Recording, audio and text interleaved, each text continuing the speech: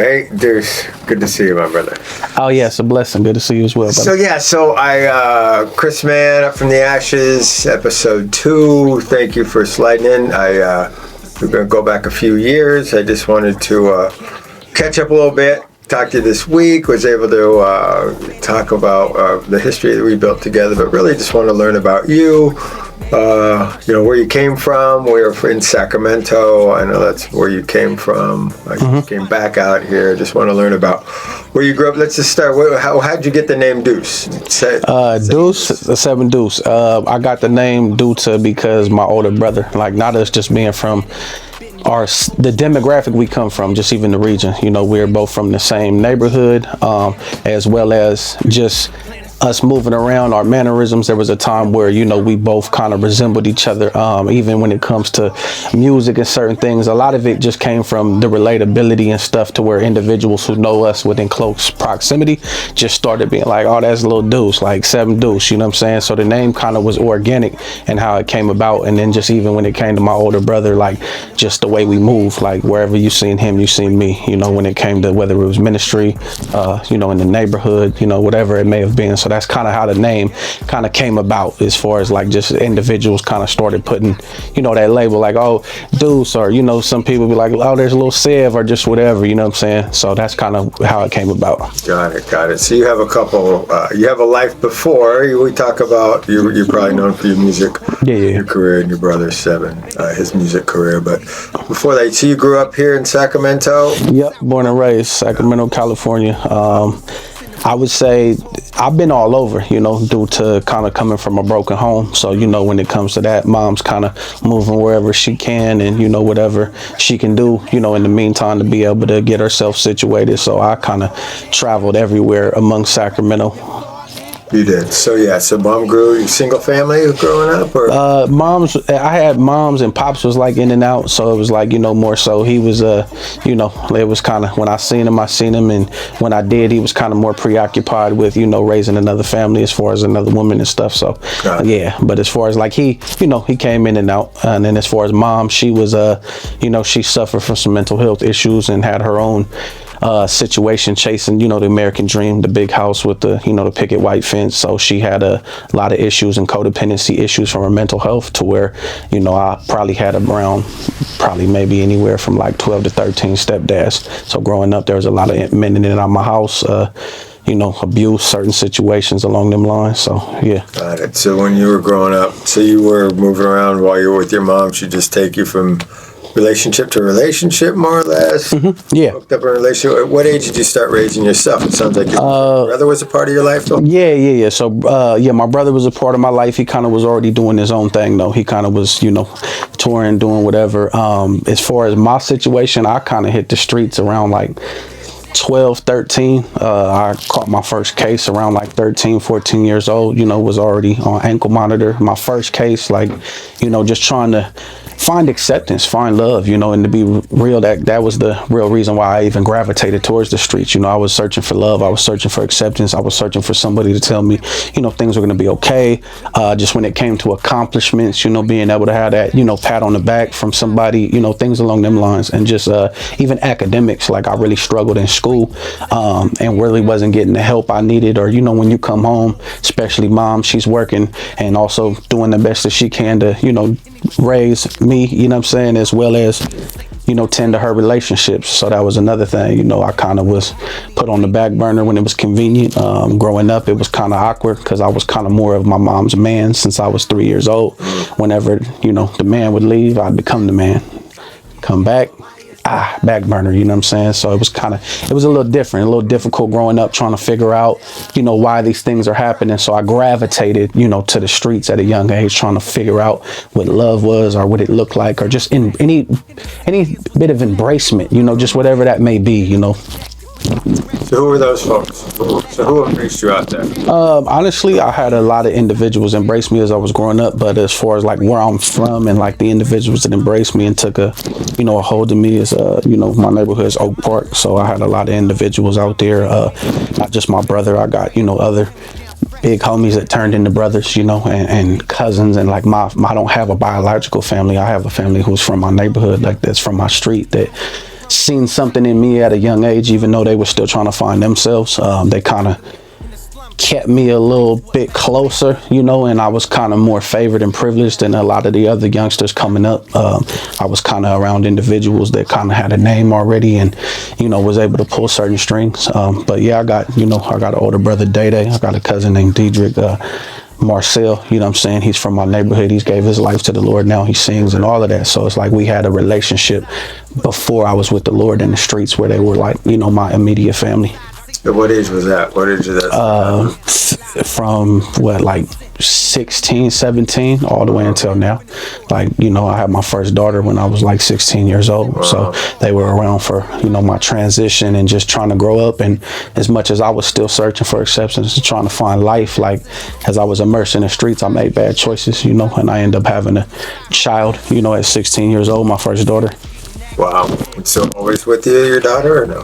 Nah, not always, just due to, for a good amount of time, I would try to do my best as far as like, when you raised up in that culture, everything is about pride. So it's about making sure that I could provide or making sure that I'm able to put food on the table and I have money and all of them things. But in the means that I was getting, it was also, I was taking chances of being taken away from her, as well as, being able to be there for her. So, and there was a time that I'll be honest, I love my neighborhood and I love the grind and I love just being a part of something more than I did my own children, because I couldn't see past, my neighborhood, or I couldn't see past the hustle. And this is how you're brought up, that as long as you provide, and regardless of the sacrifices, whether you're present or not, as long as they're taken care of, that's what you should be doing. So that was kind of a struggle that I was dealing with.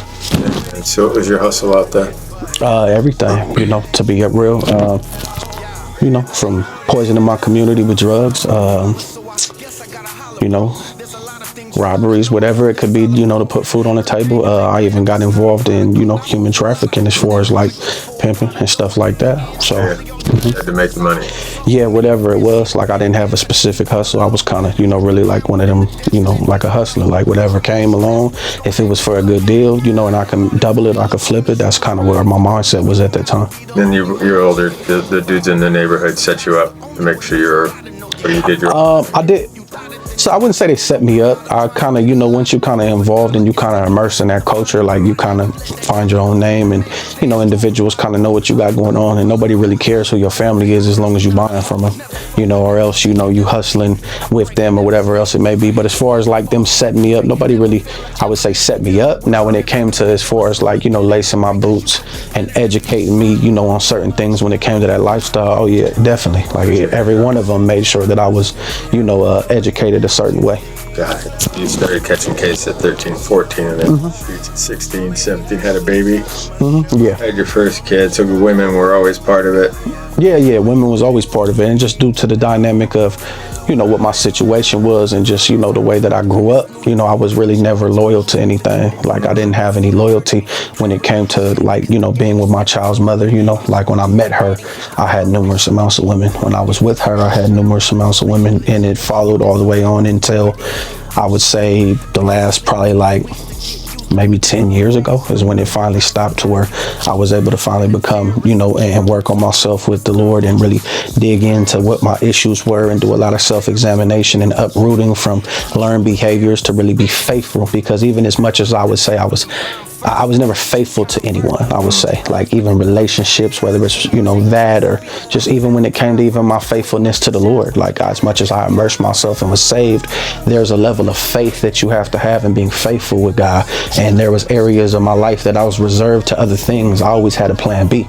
So like right now I would have a plan B. I wouldn't be, necessarily struggling or certain things or just your average life circumstances. My plan B was something different. Even when the Lord was involved in my life, I would always like, it would be kind of a stipulation. I'd be like, hey, if it's good, it's good.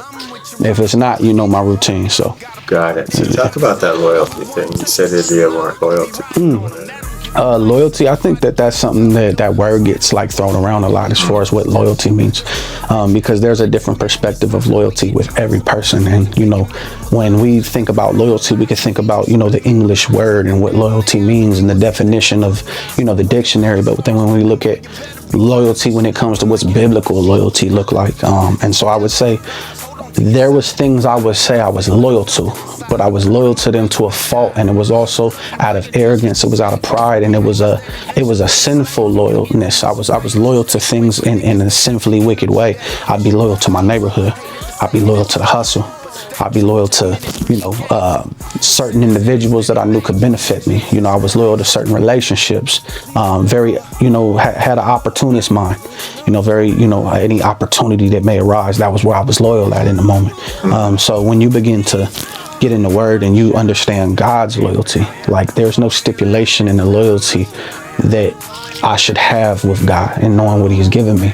So that relationship dynamic that I had with God, and as I had to grow and mature in who I was as a man of God, I had to change my perspective on what loyalty was, because I started placing my loyalty on God in a manner that was the complete wrong definition of what loyalty was, because I always looked at loyalty and was replacing loyalty with opportunity.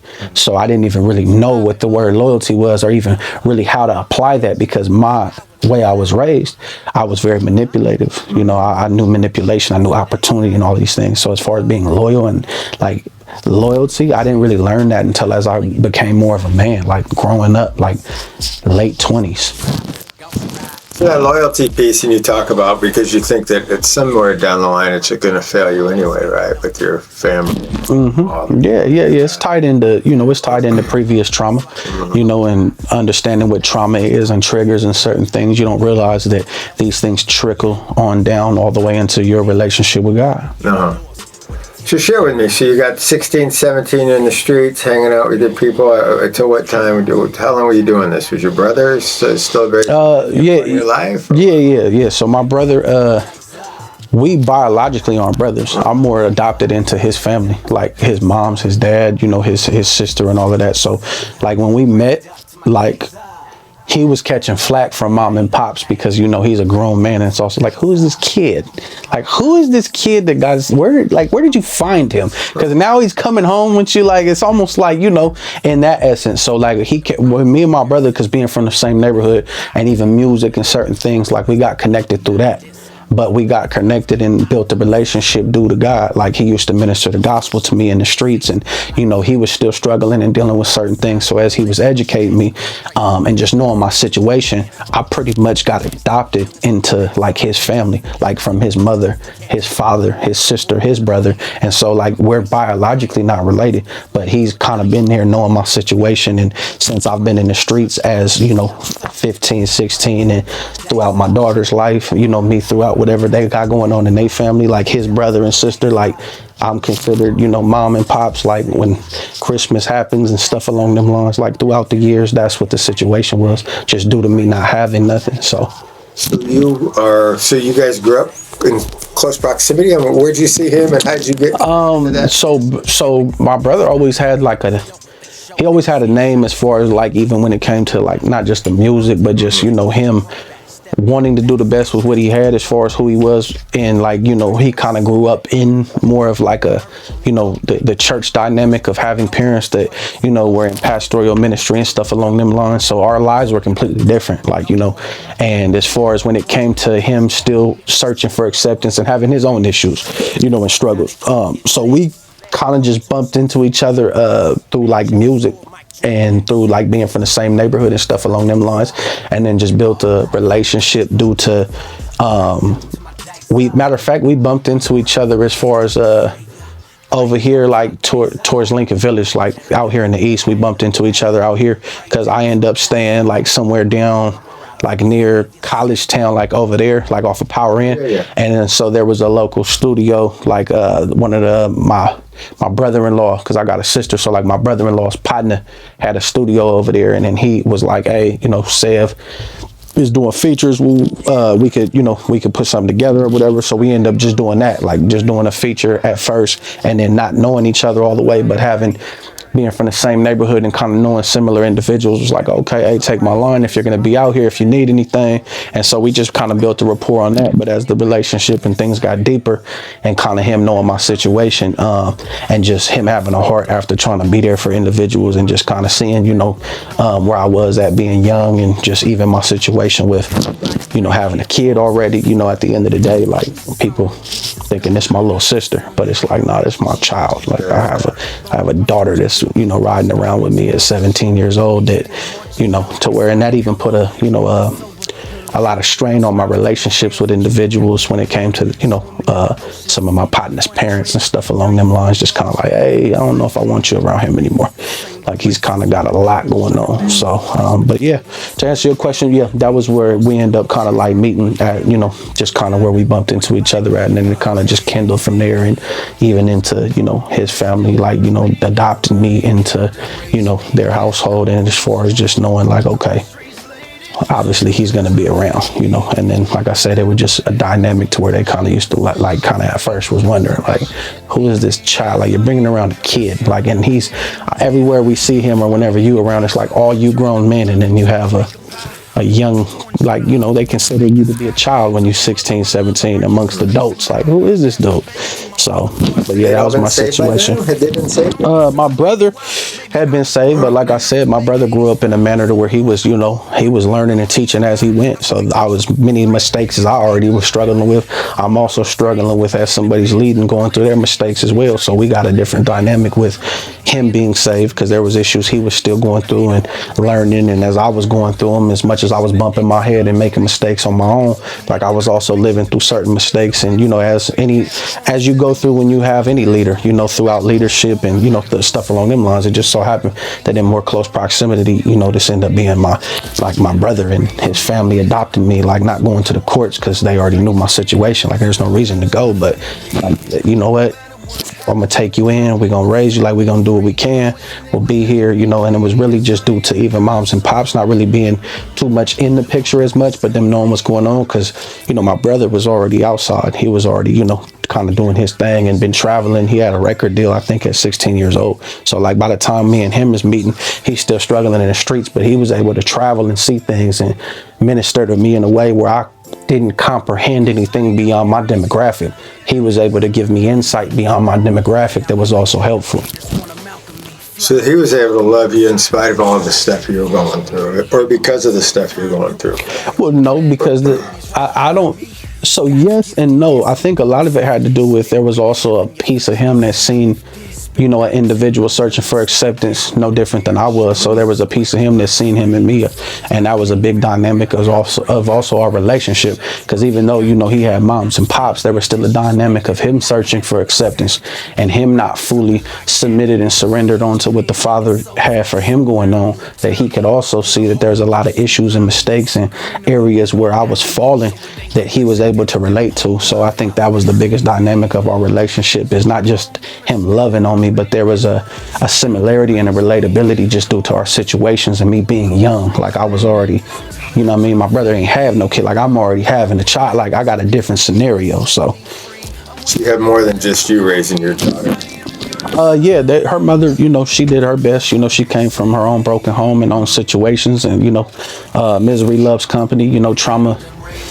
Trauma tends to bond. So, we trauma bonded, that's kind of was our situation. It wasn't necessarily, and then, we kid, like, we young, like, I met her, and, it was a place to stay. It was, it was somewhere to be at. And then it just so happened that, okay, now you have a child. Like, now I have a child. And so, she was there to the best of her abilities, that she could be, with just being a young mother, so I don't fault her in any way, no different than I would fault myself. Like, we was two young kids trying to figure out how to raise a child. Yeah. So you started getting introduced to the Lord at some. Did you have the Lord at all? Anything like that? I had God in a way to where, I'll be honest, like, God was always showing himself and revealing himself to me as I was growing up. I just didn't know it until I finally came to him, and he would show me all of the times and things that, I've been through. Like, one of the biggest situations when I was young, like I said, my pops, he had come in and out. He took me, shooting with him when I was like 4 years old, I think, or something like that. And I just remember the story being told to me. I don't really remember, but They were shooting over the back of a truck bed, like at the river or something, you know, just on some other, you know what I'm saying, went out there drinking, doing whatever, you know what I'm saying, was out there shooting and took me with them, you know what I mean, like whatever, come on, you fit slide with me. So in the process of doing so, I got in trouble or something. When they was telling me the story, I got in trouble and I got sitting in the truck, you know what I mean? But they still shooting over the back of the truck bed with, like, you know, rifles, handguns, you know, and I think shotguns or whatever. And I think it was either him or my uncle. I think it was my uncle that he had put the shotgun on the back of the bed, and I end up popping my head up right in front of the shotgun, and I guess when he pulled the trigger, it didn't go off. And so he dropped the shotgun. I obviously got, you know, whooped. You know what I'm saying? I kind of got beat. I ain't gonna say whooped, I got beat. And as I got older, when the story was told, is that they believe it was really God, because when he picked up the gauge, it worked after.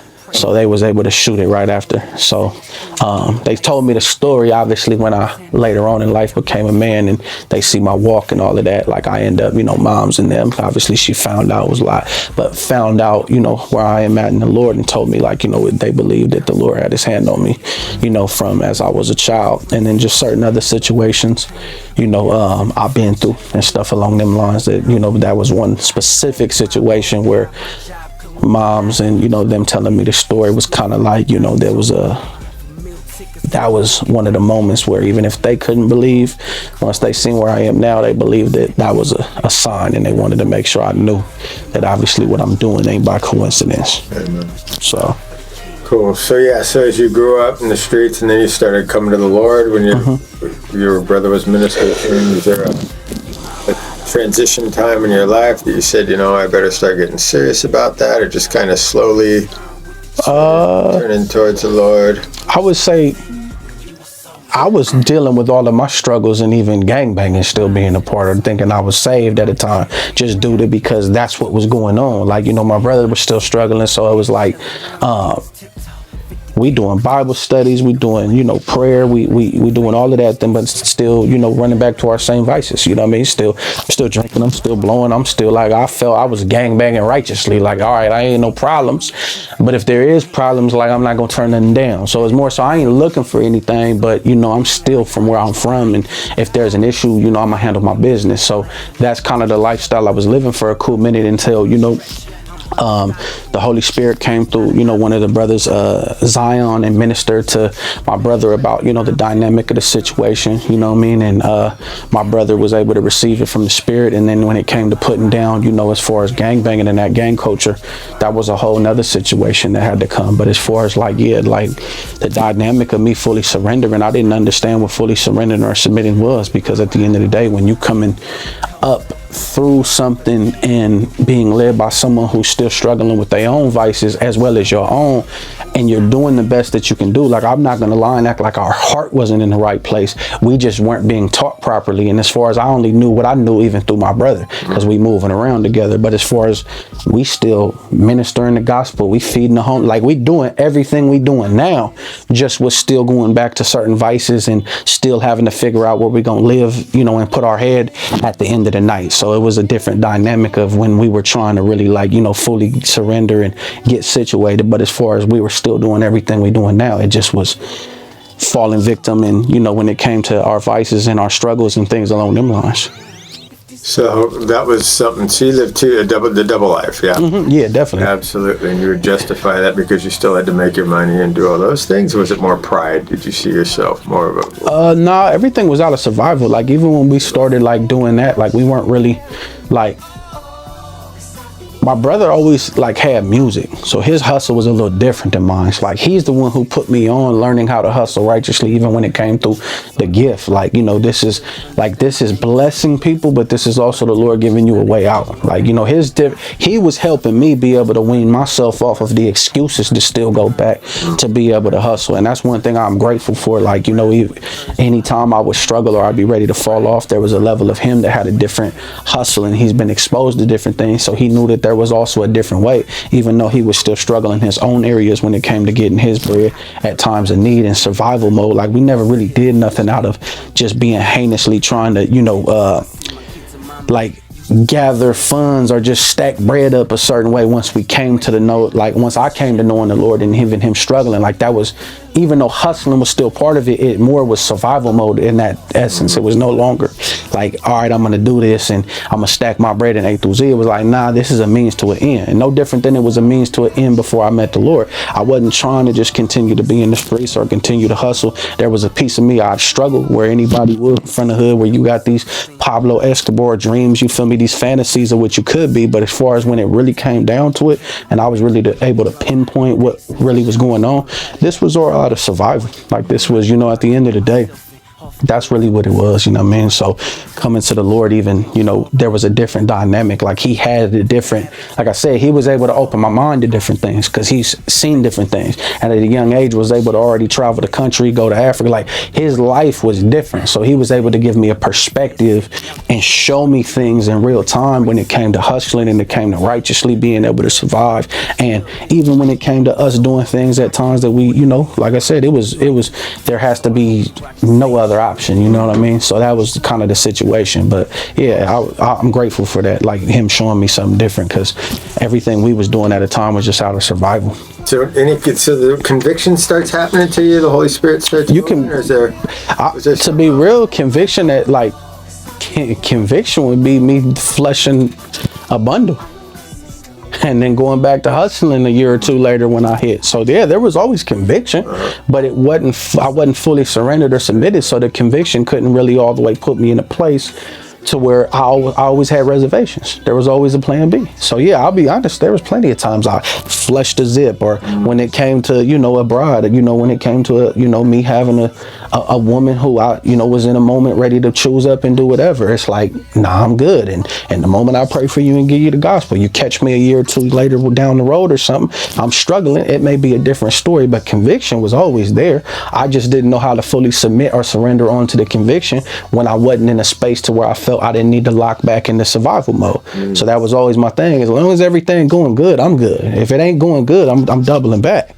So that was a struggle I had. I wasn't fully submitted. Loyalty, I wasn't fully loyal to when it came to God. I wasn't fully submitted. So, you know, but the conviction, yeah, the conviction was always there, because that was another reason why I was struggling when it came to being in the streets, and why I said I felt I was righteously gangbanging at the time, because I no longer wanted to see people hurt, but I'm still where I'm from. So if it's a problem, we're gonna handle our business. Like, I'm gonna get it in, but I don't want to hurt nobody. You know, I ain't no longer riding around like, I'm not trying to harm nobody, but if it come my way, I'm not a free throw, and you gonna know what time it is, you know. And so I just had to change the dynamic. But yeah, as far as the conviction, yeah, conviction was there. I'll be honest, yeah, there was some conviction. You know, I just didn't know how to hang on to the conviction. I didn't know how to fully tap in. I didn't know how to fully submit or surrender. And you know, everyone has their own walk. You know, my brother is submitting and surrendering to certain things that I wasn't ready to submit and surrender to. So that was another dynamic of our relationship. So did you have to take yourself out of the environment to start living right, or were you still trying to live in the environment? So at first, I'll be honest, I couldn't be around the environment when I was first like weaning myself off and really purging and cleansing and detoxing from a lifestyle. I had to try to do my best to stay like in the house and away from certain things, you know. And so at first, and that was another problem I had. Like, I could live righteously anywhere but Sac. I could go to Vegas, and I live out there before, fine. I can go to, you know, Texas with my brother, or, you know, wherever we went. I could be righteously living anywhere else but beyond here. So Sacramento always had like a cold hold on me. Even my neighborhood, like, it was it had a strong hold on me when it came to certain things, because this was a familiar environment. This was also something that was a trigger to me, to where I knew, like, if something went bad, all I gotta do is get out here and I can make something move and shake. So for a minute, a very long time, yeah. And there was like a real like soul tie, and just kind of something, like, I had a real love for the city at the time. Like, I'd have thrown my life away for this city. I'd have did life in the penitentiary, and I was willing to die over this city, over my neighborhood, over, you know, just certain things. And I had to fully submit, you know, and surrender and let that go to the Lord. And once I did that, I ain't have no problem living out here. I ain't have no problem staying righteous. And, you know, and when we look at righteous, I think we get the word, like, there's a perception on righteousness, I think, that the Westernized church looks at different than when you really dig into the Bible of what righteousness is. Like, westernized church and just out here when it comes to modern day churches have put righteousness on perfection, and that is only in Christ. And you can't be perfect, and you can't have perfection beyond Christ, and he is the only perfect one, and he is God. And so when it comes to us really understanding what righteousness is, I was living righteous, but I still struggled and lived life and stumbled like no different than any other believer that's in the church, including these pastors and including these ministry leaders and, certain things along them lines. So at the end of the day, I would say I did my best to, quote unquote, what we would say living righteous is in the perspective and what people look at it to be from just a human eyes, and westernized eyes, like that's what I was living. But when it came to me really living biblical righteousness, I was striving to make sure that I was the best version of who God called me to be every day. That I struggled, that I slipped, that I stumbled in certain areas. Yeah, but we can look in the Bible and see the same disciples and individuals that Jesus was walking with. And they had their own struggles and had their own temptations. I mean, let's look at Peter. He denied Christ twice. Let's look at, the tax collectors. Like, let's look at these individuals we're talking about. And I think a lot of the times, man, and that's not to give any excuse. I don't say that to be like, oh yeah, I'm going to go out here and sin. But I think a lot of the times, and where I struggled at is I'm very hard on myself. So when you're being taught a certain way and there's this perspective that is being pushed by, the modernized church and certain people, and this ain't every church, and I ain't saying that everybody in every church is doing this. I'm just saying a lot of the times when you come across it is that you're a sinner still if you struggle, or if you have life issues or whatever it may be, or you're not living up to the standard of biblically what God has called you to live, if you still have certain issues. And when I say struggle or I say living righteous, a struggle is when you're doing your best to refrain from something and you're resisting temptation and all these things. I'm not talking about indulgence. So when when we talk about righteousness, I want to make sure that I enclose that as we speak, and so you get a perspective and also can understand where I'm coming from when it comes to when we talk about righteousness. And I also want to give other individuals a chance to step back and look what biblical righteousness is, because there is individuals who's sitting out there right now that is no different than me and beating and whooping themselves because they're not perfect. We've never called to be perfect. Christ is who is perfect. And if that was the case, there would be no need for his sacrifice if we are perfect. Yeah. So I see that, I always tell people I've been in recovery a long time.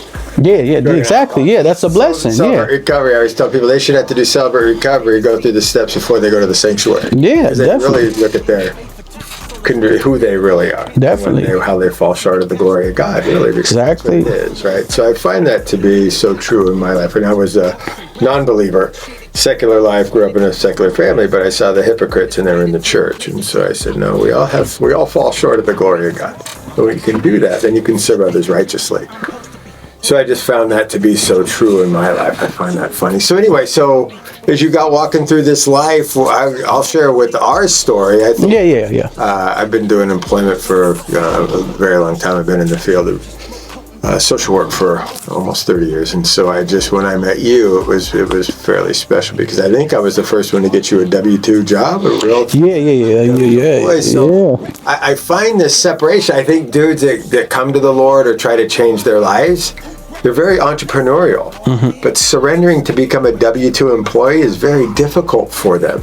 It's very tough for them to take a 9-to-5 because they look at themselves getting in this box and they're having to sacrifice that thing. And so maybe share a little bit about having to come to those conclusions about, man, I don't like doing this because now I got to take orders from these folks that are just telling me what to do. I got to lock into this 9-to-5. That's not why I run the streets at 10-to-2. I don't. Yeah. Those things are tough. So meeting you is special because I really enjoyed that process. And then I've gotten tons of dudes coming out of it. I mean, I've been doing this a real long time, so just sharing with you, and you were, that was 8 or 10 years. It was about almost 10 years ago. Yeah. It's about 8. Yeah, it's about 8 because my youngest daughter is 9. Yeah. So yeah, it's 8. That was special. Yeah. So share a little bit about making that decision. You came through. Honestly, I'll share with you. So before that, I was doing like full-time ministry, so I was able to move around and stuff along them lines. What happened is that my oldest children, their mother was going through a situation, and it just so happened that it was literally at a time where I was just moving in shaking on the road. Like I didn't really have a place like that I could call home, or even stability for them to be able to come and me able to raise them properly, just due to because they were still with their mother. I was working on getting some things situated. But so during that time when I had met you, I literally just had got back from, I was supposed to go on tour. So right when I met you, it was probably like 2 weeks prior, I was in Dallas on my way to go on a tour with my brother, like to go minister. I was already in motion, supposed to come back and try to get some things situated so that way I could be able to get my daughters. It just so happened before that their mother was going through some hard times, some real rough issues that she was struggling, and I'm their dad. So she let me know I need to come get them. She was losing her spot, didn't really know what she was going to do, was kind of not in the best mental space at that time, so was very wary on what would be their circumstances with her, due to where she was at. So she called me. I didn't know what I was going to do, but I just told her I'll come get them. I'm going to give me I told her give me about almost a week, because I was in Dallas and it was going to be a few days before I got to Kansas. And so I had to try to get some things situated. I didn't know what I was going to do. Take them. So I bought some time, was like, hey, do you think you can do a week? Yeah, I got a week. Just, make sure that you're out here in a week. So bought me some time. So at that time you're on the road, how many days a year are you? To be real, it just depended. Depending on what my brother had going on, as far as, but he was always on the road. Like he lived on the road. So his situation was a little different. So at that time, I ain't been on the road in probably, I don't know, probably maybe been 6 months, something like that. I really never stayed away from the road just because he was always on it. So any opportunity I had to go move and shake and be able to minister and just see new things and be able to, it was an experience, especially just get away from when it comes to when you got when you really ain't got too much going on, especially when you got kids you're trying to deal with. I just had, my youngest daughter, me and her mother weren't really we didn't work out. So it was kind of like I was in the transition of trying to just get myself back together. Like, all right, let me get my own place. Let me get situated. So I jumped back on the road with my brother. And as far as being on the road, it just depended. Sometimes it'd be 2 weeks. Sometimes it'd be 3 months. It just depended on what the road looked like. It depended on what tour was going on, depending on what ministry events. But sometimes it wouldn't even be tours. It'd be we going to minister to give back. We going to feed the homeless, or there's an organization out here that we going out to help them and kind of teach them when it comes to evangelism, or the way that we move and how to do it with nothing. Because in reality, my brother has done a lot of pretty much his whole career in ministry and all of these things just until up in maybe the last few years there's been some financial backing here and there to help. But as far as ministry wise and what he's done has been pretty much out of his pocket and his grind and music and just certain things. So share some of those things that I think are so important, that you had to surrender to get a job, but you also have this life out there that looks pretty attractive, right? This ministry. Oh yeah. And also learning this new set of skills. I know for me, when I got sober, it was just eye-opening. I could live a different way of life, right? Mm-hmm. And so when you're out there, you start acquiring this new set of skills, and you start getting good at these things. And you kind of say, I want to kind of do these things. But I don't want a W-2 employee. I don't want to be, I got this other set of skills that maybe I can get my own hustle going, whatever, it's a nonprofit, those kind of things. Yeah, definitely. When people transition, they want to give back and help. Yeah. But they don't want to sacrifice or surrender to this W-2 job. Yeah. So they get stuck just trying to live this life, and they say, I'm only going to do these things. So as you transition back, and now you've got to sacrifice because you've got your kids. Yeah. You've got to do this. Yeah. Now you're put up, you're back. Yeah. I don't have an opportunity. I don't have a choice, and even if there was another opportunity, it didn't make sense in this time. No.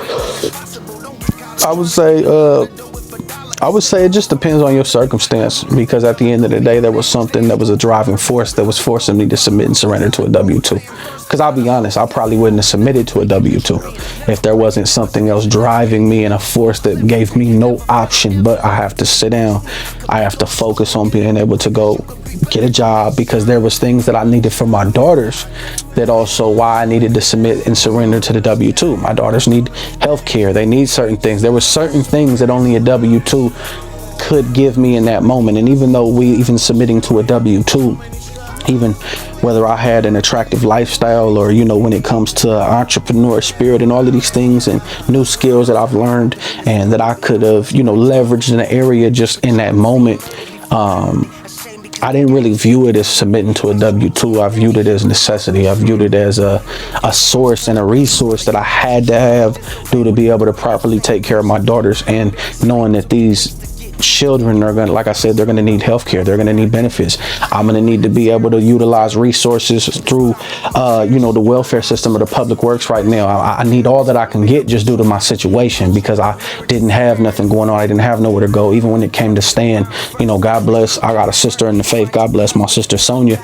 She was able to give me an opportunity to stay at her house, gave me a room to stay with my children, to be able to have my children and be able to take care of them, even enrolling them in school. Like, all of these things I had to deal with, like courts. I had to deal with who I was as a father. Like, I had to deal with things in a manner that if I didn't submit and surrender to a W-2, I likely could have maybe been looked at in a way to be an unfit parent, and I was not going to jeopardize my children being taken out of my care because they couldn't be taken care of by their mother. So I was all they had left from the last source. So that was the driving force that was submitting me to the W-2. In my situation, if I'm going to be honest, I wasn't even thinking about submitting to a W-2. It had to be a driving force for me. So you said a ton there. Was it pretty humbling to come back and start taking that? To be honest, what was humbling the most is, to be honest, even like a lot of people, even now, if we're just gonna be honest, I got a 6th grade level education.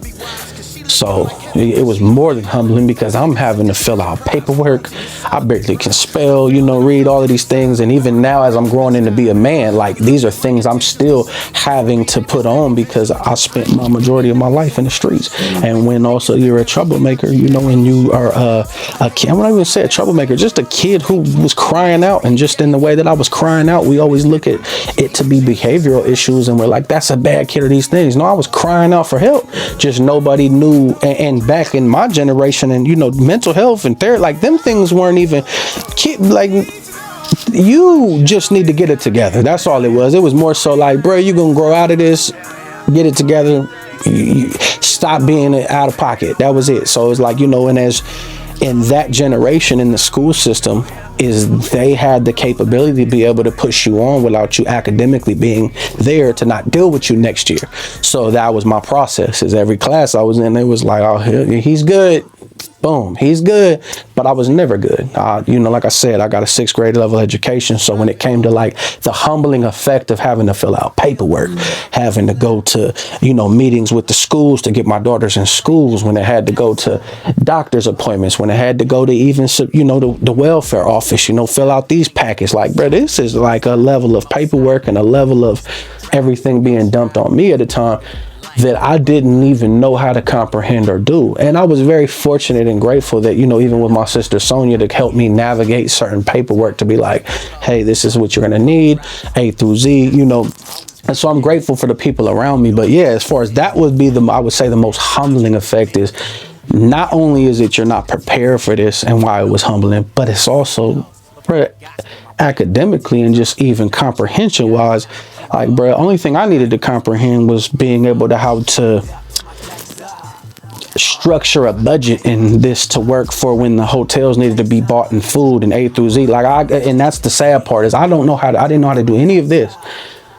But I could be a travel agent for you and teach you how to book a tour and teach you how to get outside and minister the gospel. I could teach you how to lead grown men that is twice your age. Like, there's a skill set that I had that didn't transfer here. So it was like, that was my main, where it was humbling at, is the skill set that I do have that doesn't necessarily have to do the comprehension of being academic, or even putting your mind and your pencil to the paper and having to fill out paperwork and all these things. I wasn't really corporate savvy, or even in a manner knowing how to just every day live life. I'll be honest, like, there wasn't an everyday, like, my life wasn't like yours. Like, when you're getting up to go to work, bro, I just been up for 24 hours, probably driving, and then going to minister for 3 hours, and then packing up sound equipment and driving another 12 hours and jumping out. Like, so my hustle, my grind, and even slowing my life down was different. Like, sitting still, I didn't know how to, like, that was something I looked at, like, how do we sit still?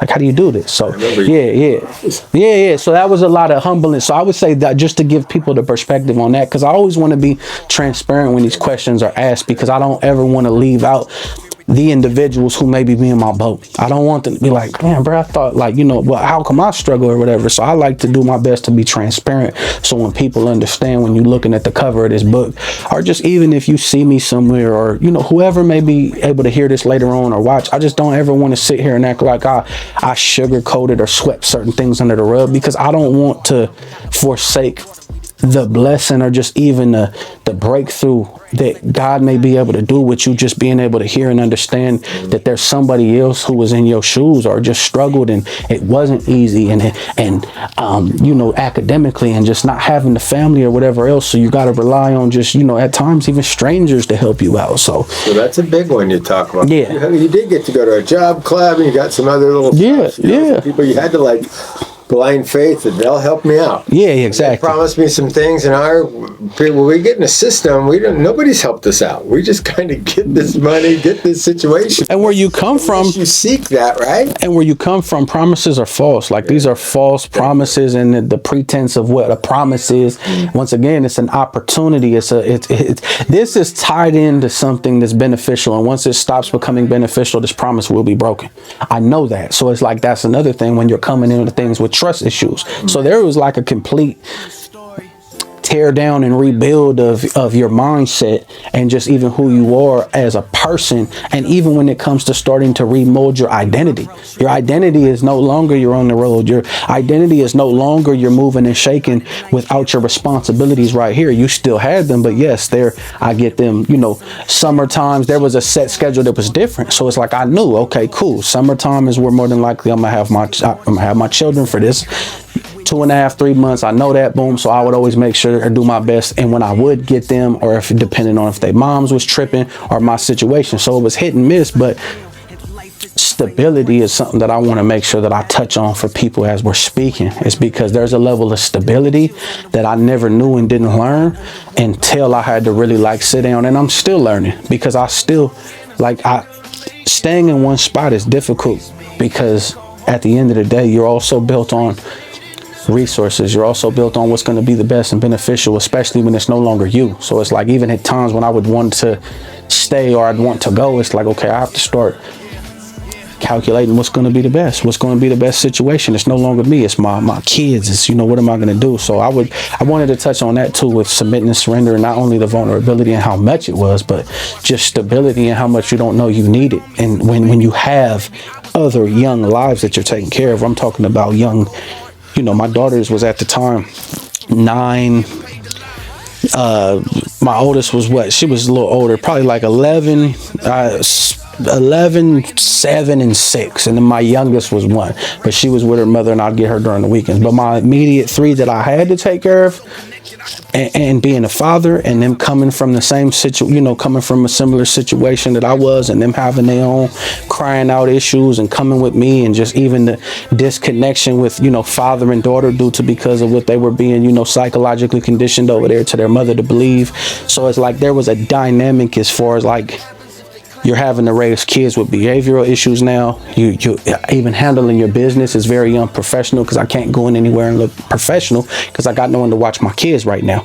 So I'm going in places with kids that we once again will be like, man, these people got these bad kids over here, or they need to, it's like, you don't know what that person's going through. Not everybody just lets their kids do whatever. Some of these people are in situations that at the end of the day, they don't have any other option or no choice. And the sad part is 9 times out of 10, all you have when it comes to your children, especially if they're going through certain behavioral issues or they were living in certain environments, and then you're able to get them back, is because there is a learned behavior and habits that you also have to help them unlearn to then relearn good habits. So it's like, in reality, even that was humbling. Like, I came to your office and my daughters was tripping. They were running around, you know what I'm saying? I was like, it wasn't like I had control over them. You feel me? My control was, even the way I was trying to control them was through discipline at times, being the father that I had to scale back from. Because it's like, nah, bro, I can't. Whooping them's not going to help. I need to sit down and really learn their behavior and learn what makes them tick as a father, so that I can help them succeed and we can grow through this together. But yeah, that's something that, I wanted to make sure I touch on too, because I know how how parents feel when they go out places and their kids is wilding or they uncontrollable in the moment, and you know they're a single parent or they're trying to figure it out, or even if they're not and people have just wrote their kids off, so no one wants to watch them. Nobody wants them in their class, nobody wants to watch them, nobody wants them at their house. Like, it's just kind of, you're stuck, so you don't even get a break. The kids don't get a break because they're constantly starting to grow up with this own identity, and they're not ignorant. I don't care how young kids are, they can feel and see and know that they're being singled out. So you're dealing with all of this on top of having to submit, on top of needing help, on top of not academically being structured to be able to do all of this. So yeah, my situation was very unique, and definitely not to say it's the only one, because I know there's plenty other individuals that when they hear this, it's going to be like, man, that's crazy. I dealt with the same. I didn't know that other people dealt with this. So I just like to try to touch on every angle of the aspect so that everyone can relate, and it can be universal. Like, it ain't just like my situation. It's like, nah, there's plenty of parents that go through this. And who are you going to share that with, right? Yeah, exactly. Oh, right? You're like, sure. What other dudes are doing this? Yeah, and not just that. And you're one of the few single dads, right? That we have a bunch of single dads still. It's really fun to watch them right now. But so you start doing this. So you come to my office. We get you a job. With our boy Mo. Yeah. I mean, there was a learning because it was a new business for us, but you took a job because you could grind. Yeah. No, I had to. And the job was cool. Yeah. You guys got me a job at a warehouse at the. It was an appliance. So with me knowing that you are a Christian hip hop artist. Yeah. So the story goes that my son was a prodigal. Yeah. Your brother inspired him to just listen to his music. Yeah. He was in the street still. And he came back from Texas to Sacramento. Yeah. My brother had saved him. All I remember, he came back 2 years before he got saved. I say this, he's sitting behind me. Yeah. So he all he had was this seven CDs. He had stacks of them to give him his buddies. That's a blessing. I just knew, and he'd leave. My wife would cry because she didn't know if he'd come back. It's hard. Sevin saved him. And so when I met you, I'm like, I owe you more, your family more than you know. So I thank you for that. So then when I got you the job, I was like, yes. And so that was a funny job because what you did is you were able to transfer those skills because it was a warehouse. You did knockoff furniture. Honestly, it was a really good, legitimate job, man. That dude's business was great. I'm gonna be honest. Yeah. It was a blessing. Like, it was really a blessing, and why it was a blessing is because God was able to utilize me in that space more than individuals thought. Even yourself, like, it was a blessing. Like, when I first came, I was like, man, this is like wild. Like, there's no structure here, A through Z, because I'm also used to coming from like, yeah. So when I had to get there, it was like, but what was the blessing of, and why I say that is because the cover of my book. Like, when I first met Mo, he judged me, and he was honest about that.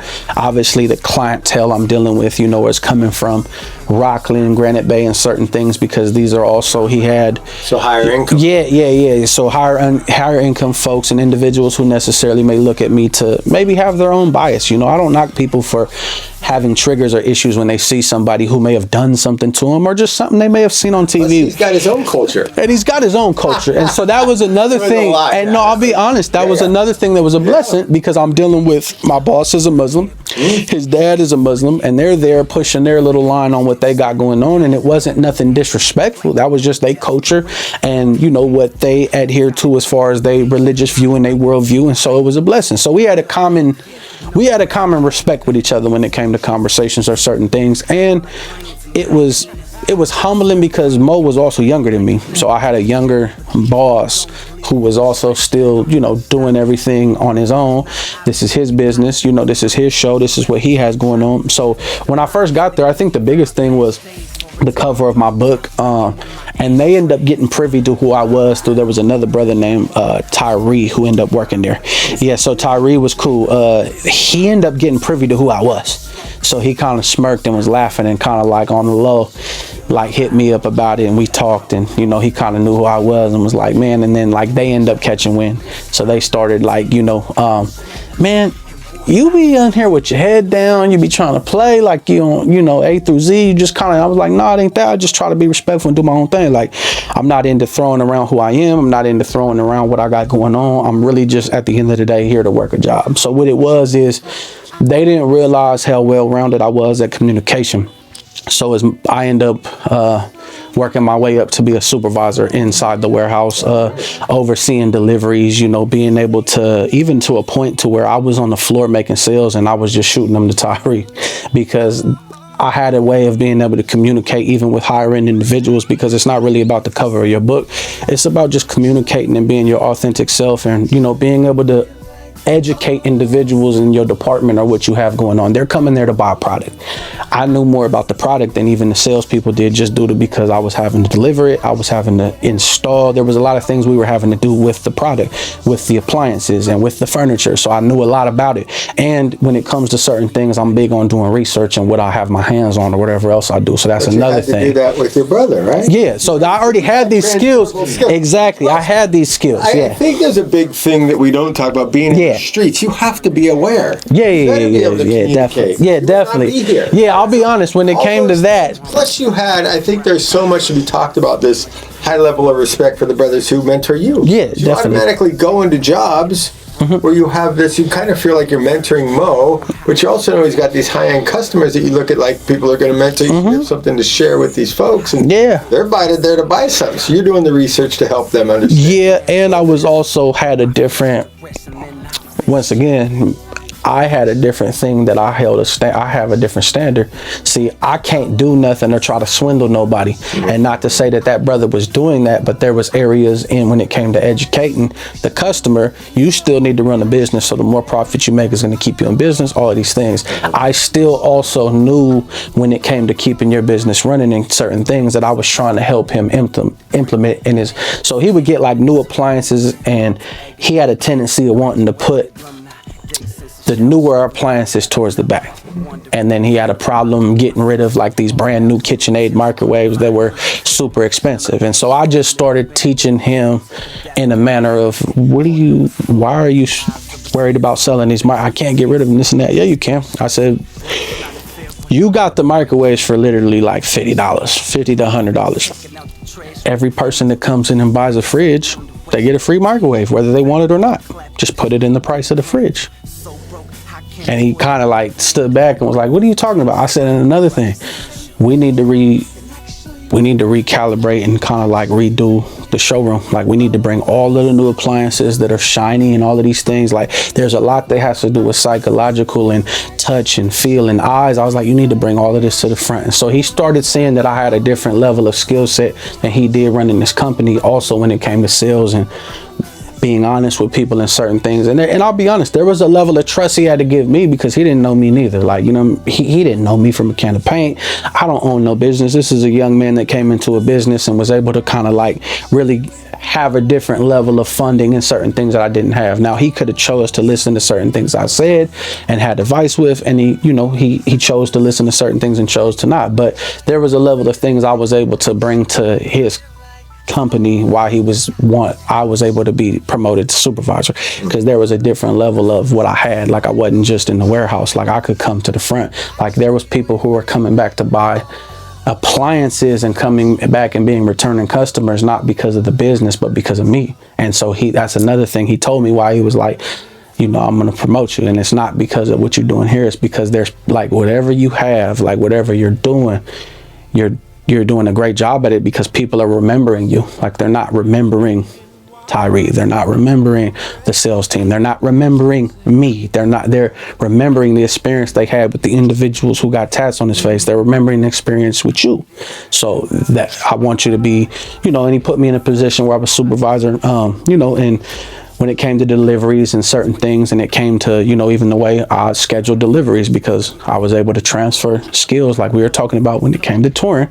So I knew what would make sense to deliveries and routes, to also save gas money and time and things along them lines that helped be able to, bring a return on his investment when it came to, the trucks, the appliances, and all these things. So I had a transferable skill set that he was also, kind of you know, he was appalled. He was like, how do you know how to do this or structure these things? And then that's when he also started getting privy to like, there's no way you just know how to do this. And I was like, nah. And then Tyree kind of jokingly like, nah, dude is so-and-so. And this is what he does. And this is what he really be doing. And this is, and then kind of gave him, you know, the rundown of who I was. And then they end up finding out. So they understood like, oh, okay, it makes sense. Like you didn't just come here and was just this anomaly of a person that knows how to do all this. Like, no, you were already structuring your own drop-offs and pickups, but it was with your team and you guys doing ministry. And then you also had another, you know, you had a partner. It was your brother. He was teaching, you know, so you know these things on a level that you just transferred it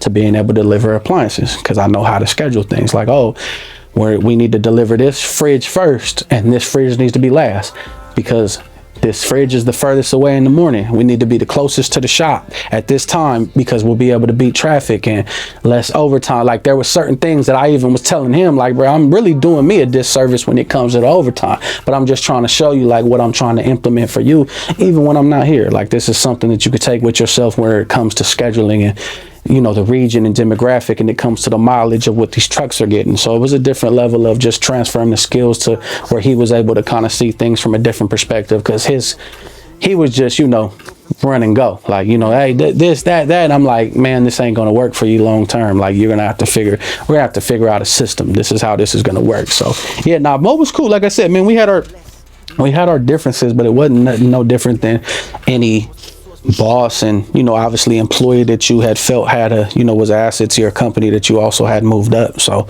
you know, there's always going to be that dynamic, especially when, you know, you are dealing with an individual who at the end of the day, like you obviously know has a certain level of knowledge when it comes to transferable skills, but you're also the one who was able to put all of this together and order the shipments of appliances. So, you know, there was a cool dynamic between me and him. Like he had a lot of knowledge and game when it came to, you know, being able to teach me about, you know, trucks and where he's getting these loads from. Cause I was always asking questions, and to the point to where he started like keeping the spreadsheets away from me, certain things. Cause he was like, you're know too much. And it's a problem because you're starting to like question and you knowing when I'm trying to do something that, you know, and so it was a level of accountability when it came to the money, cause I knew how much he was getting the product for. So I'm like, why are you not, like, what are you doing, dude? Like, we could get rid of this right now. Like, no, I can't come down no further. And then I just pull him to the side and be like, I know you only got it for this. So why are you like, you know what I mean? So our level of our relationship, that's where we would bump heads at times. He'd be like, you know too much. Like, man, I'm trying to get more of a profit. I'm like, I understand, but we're going to sit here and spend more money. And what I did learn about, you know,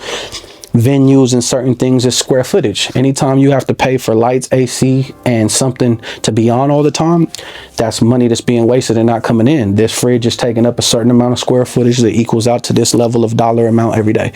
And that was another thing he'd trip out about, like, how do you do this? I'm like, you know, and even I have a pass, bro. I'm trying to, you know, I was hustling. I'm trying to put one on the two. So there was a different level of things I'm bringing to the table. I think there's so much, everybody comes with those skills. Yeah. And wherever else, and they don't realize that. No, you don't. Someone will invest in you. And I think what happens with folks that we get working, you're just super grateful you got a job.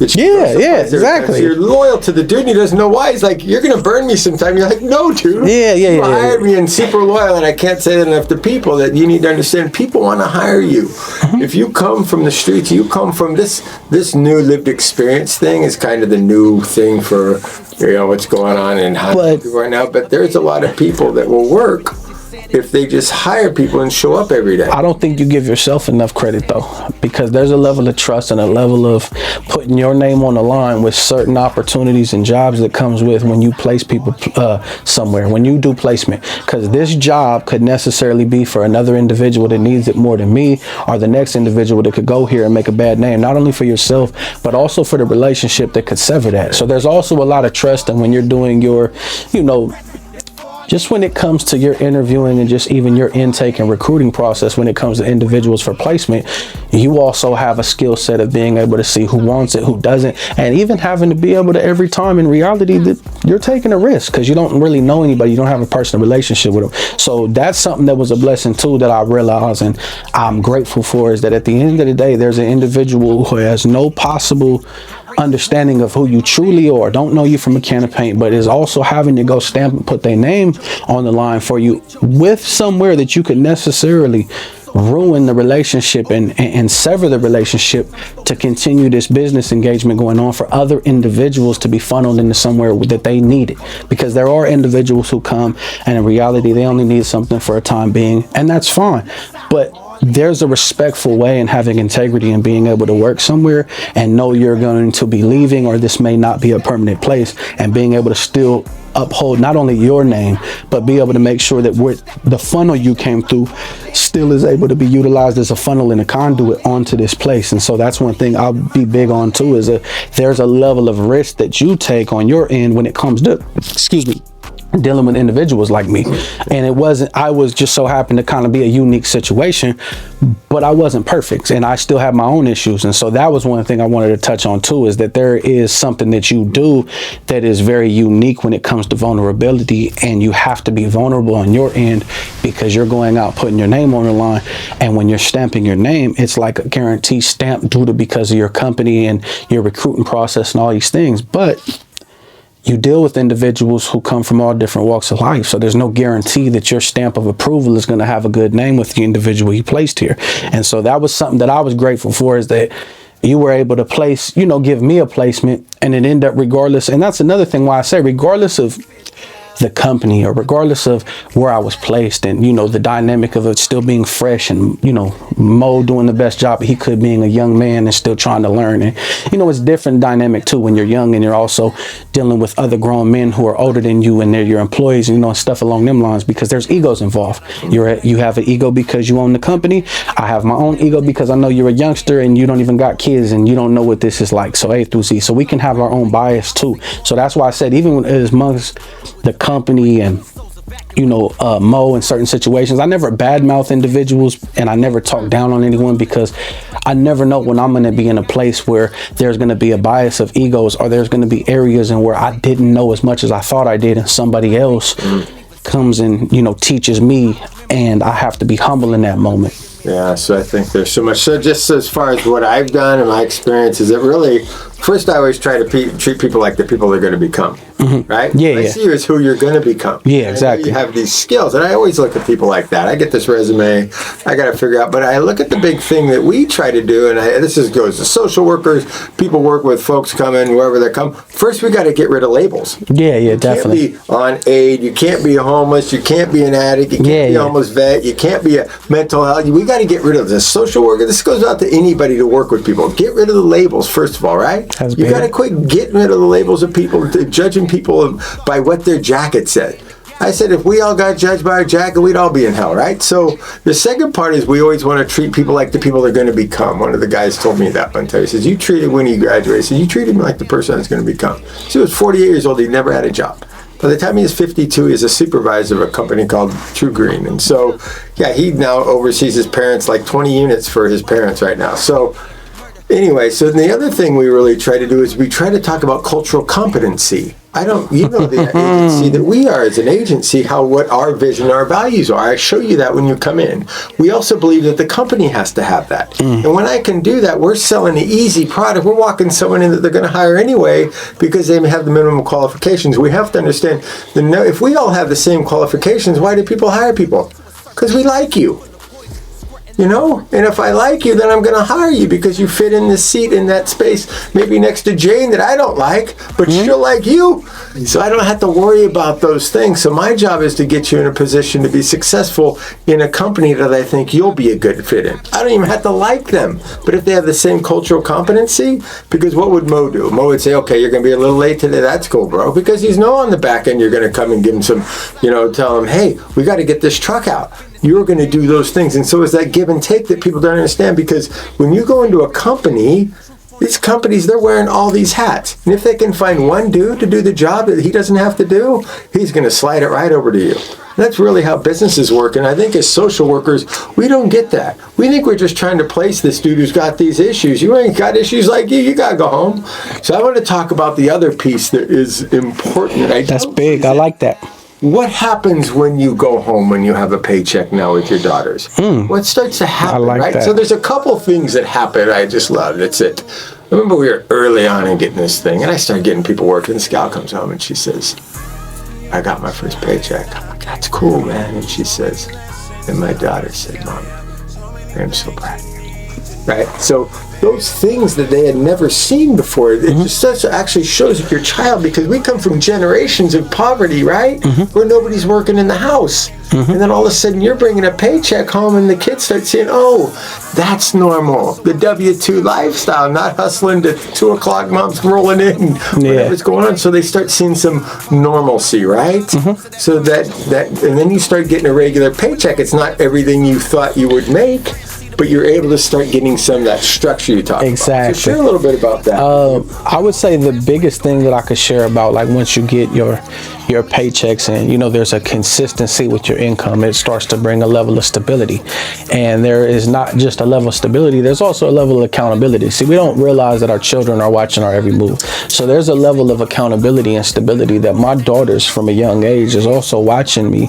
And as they grow up, and I'm very big on affirmation when I'm teaching my children things, especially my daughters, they're going to view whoever I am as a man, and they're going to choose certain qualities and aspects of a man due to what they were able to see in me, you know. And so I have to make sure that as I was bringing home this paycheck and I started to be able to bring home a level of stability, there was also a level of even teaching them when it came to certain things like saving and certain things. You know, they were able to get a certain level of stuff now. They're like, okay, cool. Like, now there's a consistency to where like, this month we get this, next month we get that. And it had to do with whether it was clothes, shoes, or just even me making sure that they could at least get out of the house with their father and go on a father-daughter date, you know what I mean, when it came to going to get ice cream. There's a level of stability and consistency that I was able to implement within, you know, my household and within my children. And then what's a blessing is even, you know, how I met my wife was through me having my daughters, because my daughters need their hair done.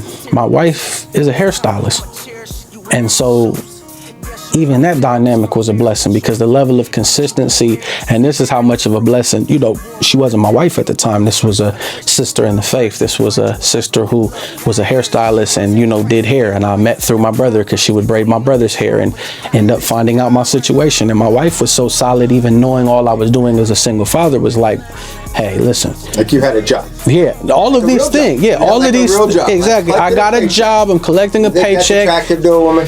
Yes. Yeah. No, I'll be honest. See, there's a different. Yeah, it's not just security. We're in a generation. So your generation is a little different than mine. This new generation is completely different than mine. So attractiveness when it comes to the paycheck is not attractive to a lot of women and a lot of young girls coming up now, due to the social status and standard of not just music, because music has a big play on when it comes to psychological effect and when people think things. So women don't necessarily respect the man with the paycheck anymore. That's kind of an older version of a situation. That's kind of something that's being washed away and lost. Now, I'm grateful that I'm still, you know, am able to implement that situation, and that was something that was in my dynamic of who I was.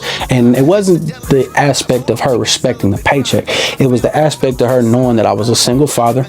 She knew my testimony. She knew where I came from. She also had her own issues when it came to her not having certain situations as a father. So she was able to see, your priorities as a single father are already through the roof. Like, you did immediately went and got a job.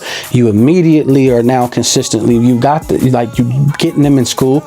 Like, your priorities before they went to school, you hit me and was like, hey, as a father, I can't do hair. They're getting side ponytails with way too much conditioner, everything. Yeah. So I need help. So listen, what's your price? And so I paid my wife what she needed to be paid. But she was like, this is how much of a blessing my wife was, is knowing my situation and, you know, knowing my priorities and just even the commitment I had and the W-2, you know, the paycheck, all of these things, seeing that the life I came from. So she's seen that to be like, okay, I know that this is also a sacrifice you've made. How about this? First time she come over, she do my daughter's hair. She was like, hey, how about every other time you pay me? And I'm like, nah, listen, I have my own struggles that I come from women, and, you know, I have a different lifestyle, so I can't allow you to do that for me. I appreciate the blessing, but I have to pay you every time you come through. And matter of fact, moving forward, I'll do my best to receive blessings from you, but you know my testimony. I'm gonna give you a little bit more on why. And I really struggle when it comes to, you know, I was very I had a lifestyle when it came to getting money out of women, you know. So when she offered the blessing, it was amazing to me, and I told her I'm grateful. And I said, if I ever needed an emergency, I'll take that. I said, but I want to be able to take care of my children properly, and I want to make sure that I pay you properly and what you're worth, because this is also still your business. And to be real, it grew into not just the hair, but the stability when it came to my children, because as a father, there's needs. You're going to have a flat tire. You're going to have situations that you're going to need a consistent level of income coming in. But the biggest thing about the income that I can tell individuals that are coming in and submitting finally to this W-2, right, is you want to start to learn how to be financial. Like financial literacy is very big. As much as I had all of that and stability and all these things, I still didn't have financial literacy all the way down to a T yet. So I was able to structure certain things, and certain things was able to truly get with, you know, I was able to properly put things in their compartments and priorities. But in reality, I'll be honest, there was certain things that I didn't really all the way know. So when it came to whether it was emergencies or certain things, I wouldn't put enough there. So emergency would wipe me clean. So now I'm living check to check again, or now I'm living, you know, okay, man, we got just enough till we get by, or we ain't gonna be able to do this month. You know, we can't go on our little ice cream dates or certain things. So there were certain things as I got the check, as I was feeling as much, I'll be honest, there was confidence that was built. There was a level of stability that was built. There was a level of knowing that I was doing the right thing and being able to have a 9 to 5 and go out here and work. And I knew that at the end of the day, this wasn't my end call, because I also know that I have other things going on. Not to say that this isn't somebody else's end call for what they have going on, or, you know, it could be a stepping stone, or it could be something different. So I say with my situation is I was a blessing of stability, confidence building, and all of these things, but even the aspect of things that we don't realize that come into self-care. So self-care for my daughters was getting their hair done. I could have penny pinched and been like, nah, I'm good, and put that to savings and just did my daughter's hair every day. But I also know when it comes to self-care too, I was big on. So it gave me an opportunity to tap in with my stability, consistency with a paycheck coming in every month, to know not only the bills are going to pay, but now I can take care of my young daughter's self-care, because that's something that they need help on. They're growing into young women. They came from a certain demographic. I'm also a single father that I'm doing my best to teach them something. Let me go ahead and do my best to take care of them, because they're going to be able to transfer this as they get older, to be like, I remember when my dad just got a job, he sacrificed, you know, he wasn't running around, he wasn't touring anymore, he knew we needed stability, he knew we needed to get situated. Not only did he consistently get this W-2 and this paycheck, but he was big on our self-care, because I could have kept that money. And that's something I try to teach people about, is not only their self-care, but I was able to take care of my own self-care. I was able to get the things that I needed. I didn't have to just do with the bare minimum, because I'm going to struggle for another 2 weeks until I get this next situation situated. It's like, no, consistently there's a level of stress that's relieved when you know that this is a guarantee. So it's manageability. Like, yes, with exactly. Manageability piece, right? So yeah, that becomes more manageable when I know the outcome comes 2 weeks from now. Yeah, I know I'm going to make it because I can start sliding this money away. And then the blessings come because my life is more manageable, and then I can start seeing God more clearly. Would you agree with that? Yeah, I would agree. I would say the blessings are going to come regardless. So that's something that I'm big on when it comes to God is going to bless you whether you're down or up. But I would say that you put yourself in a position, and the opportunities are more presenting themselves due to the rooms you're in, and due to you, because now you got to think you're in more places than you would have been before a W-2 and a paycheck. Because now I'm going into the bank to cash a check. Before, I didn't necessarily need to go into the bank to cash a check. I was getting honorariums through cash or the Cash App or certain things. Like, so now this not only caused me to have to manage my money and be able to budget correctly, but now I'm in other places that I necessarily wouldn't have been due to being able to get a paycheck, because now I got to go get a bank account, I got to cash my check there. Now I'm coming in, you know, consistently. I may brush shoulders with an individual that an opportunity came because we're standing in the same line at the bank. Right place, right time. You know, there's certain situations that I believe God's going to bless us regardless, but I believe in certain positions and opportunities that present themselves is also because the places we're accessible to now. We have the right information, we're in the right rooms, we're also at the right place at the right time. So there's a lot of things that come into the perspective that we can view blessings to come from. But I believe what I was blessed with in my situations is I was able to be in different environments and different demographics and different rooms due to me being able to now cash a check, due to me being able to go to different places. Now I met my wife through having my daughters to have stability through a paycheck to make sure they get their hair done every week or two. So it's like even that consistency led me on to where now I have a wife. God blessed me with that in my situation when I was down. So it's like, when it comes to that, I would say the blessings are going to come regardless whether you're up or down. But I say the opportunities at times when you do things that you would look at to just be mediocre. We come into this W-2 world or a paycheck like, man, I'm just working. It's another paycheck. But we don't look at the variables and we don't look at the perspective and we don't look at the bigger spectrum of things. So it's like, nah, but now I'm in line at the bank every week cashing this check. Whether I get direct deposit or not, but it's like now I'm in different areas and different rooms, and even my coworkers. I may brush shoulders with my coworkers and not understand that this individual has an opportunity where his family owns a company and he does side work, that this may be a different level of entrepreneurship later on, or this may be a company I'm going to go with later on. Like, we never know the rooms that stability and consistency and opportunities that we're placed in with things that at times, especially being from where I'm from and my demographic, to look at like just a paycheck every week, that don't mean nothing to me. A W-2, that don't mean nothing to me. But as you begin to grow, and it comes with wisdom, it comes with maturity, it comes with understanding the dynamic of what God can work with. God's going to do what he pleases, whether he got something to work with or not, because he's God. But I also want to do the best of my abilities to give him the best version of who I am and to work with the best with what I got. So that way I have more opportunities. So I believe there was a level of opportunity, just me being in certain places that I wouldn't have been before having a daily, a weekly paycheck and a W-2. So did you see yourself differently when you started working in that W-2 job and going consistently with your kids, and did you start viewing your own life differently? Or yeah, definitely. Yeah, you start, because the problem, so the problem at times is we begin to, when we come from that like the demographic I come from, we begin to look at a W-2 and a paycheck every week as if you failed. When you come from the entrepreneur side, or you come from hustling and these things, is that it's like, oh, you failed, bro. Like, so you come from that place, you know what I'm saying? Like, so that's where the view can come from, and the distorted vision of what a W-2 and a consistent paycheck can look like to an individual who came from a certain demographic, or has individuals around him who are entrepreneurs, and then now you're the individual who's going to work every week. So it can have a two-sided coin to where you look at it a certain way from the perspective is, I failed.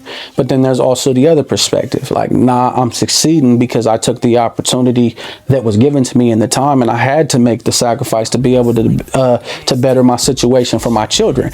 And moving forward, I also know when I begin to learn and grow more wise about when it came to financial literacy, that these are things that I need to create a paper trail for. I need a paper trail. See, before I didn't care about a paper trail. Now I'm starting to realize, oh, this W-2 is something I need. This paycheck, these pay stubs are something I need. So once I was able to get that knowledge and gain that information, is when you can start looking at things and cherishing them and caring more. But when you first come to these things, the demographic and certain people and individuals are relating, they'll understand like this gets looked at, it's not cool, like this ain't good.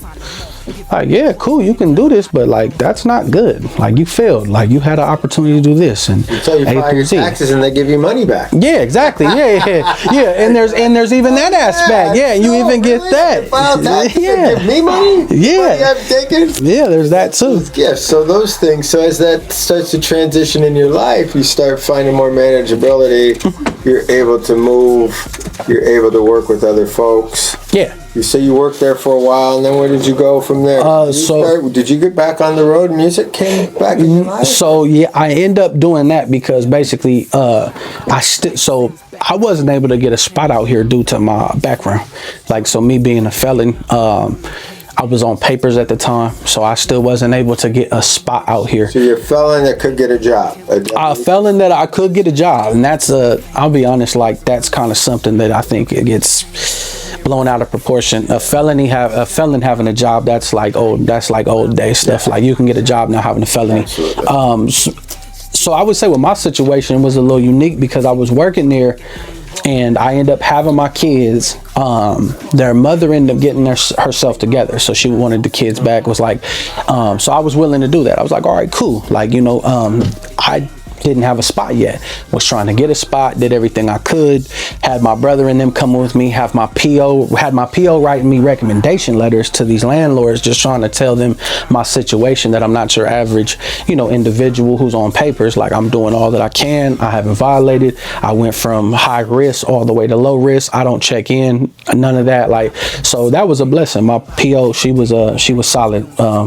Shout out Carlene Cardoza. She was solid. She gave me a lot of favor when it came to situations. The POs are have to help you. Yeah, definitely. If you're doing the right thing and you get the right one, because some people are in it for the job, some people are in it to help. So I'll be honest about that. But nah, I couldn't get a spot out here, man, and so I was struggling with that. And my kids went back. So when it came to the job, staying out here wasn't necessarily something I was able to do. So I was like, you know what?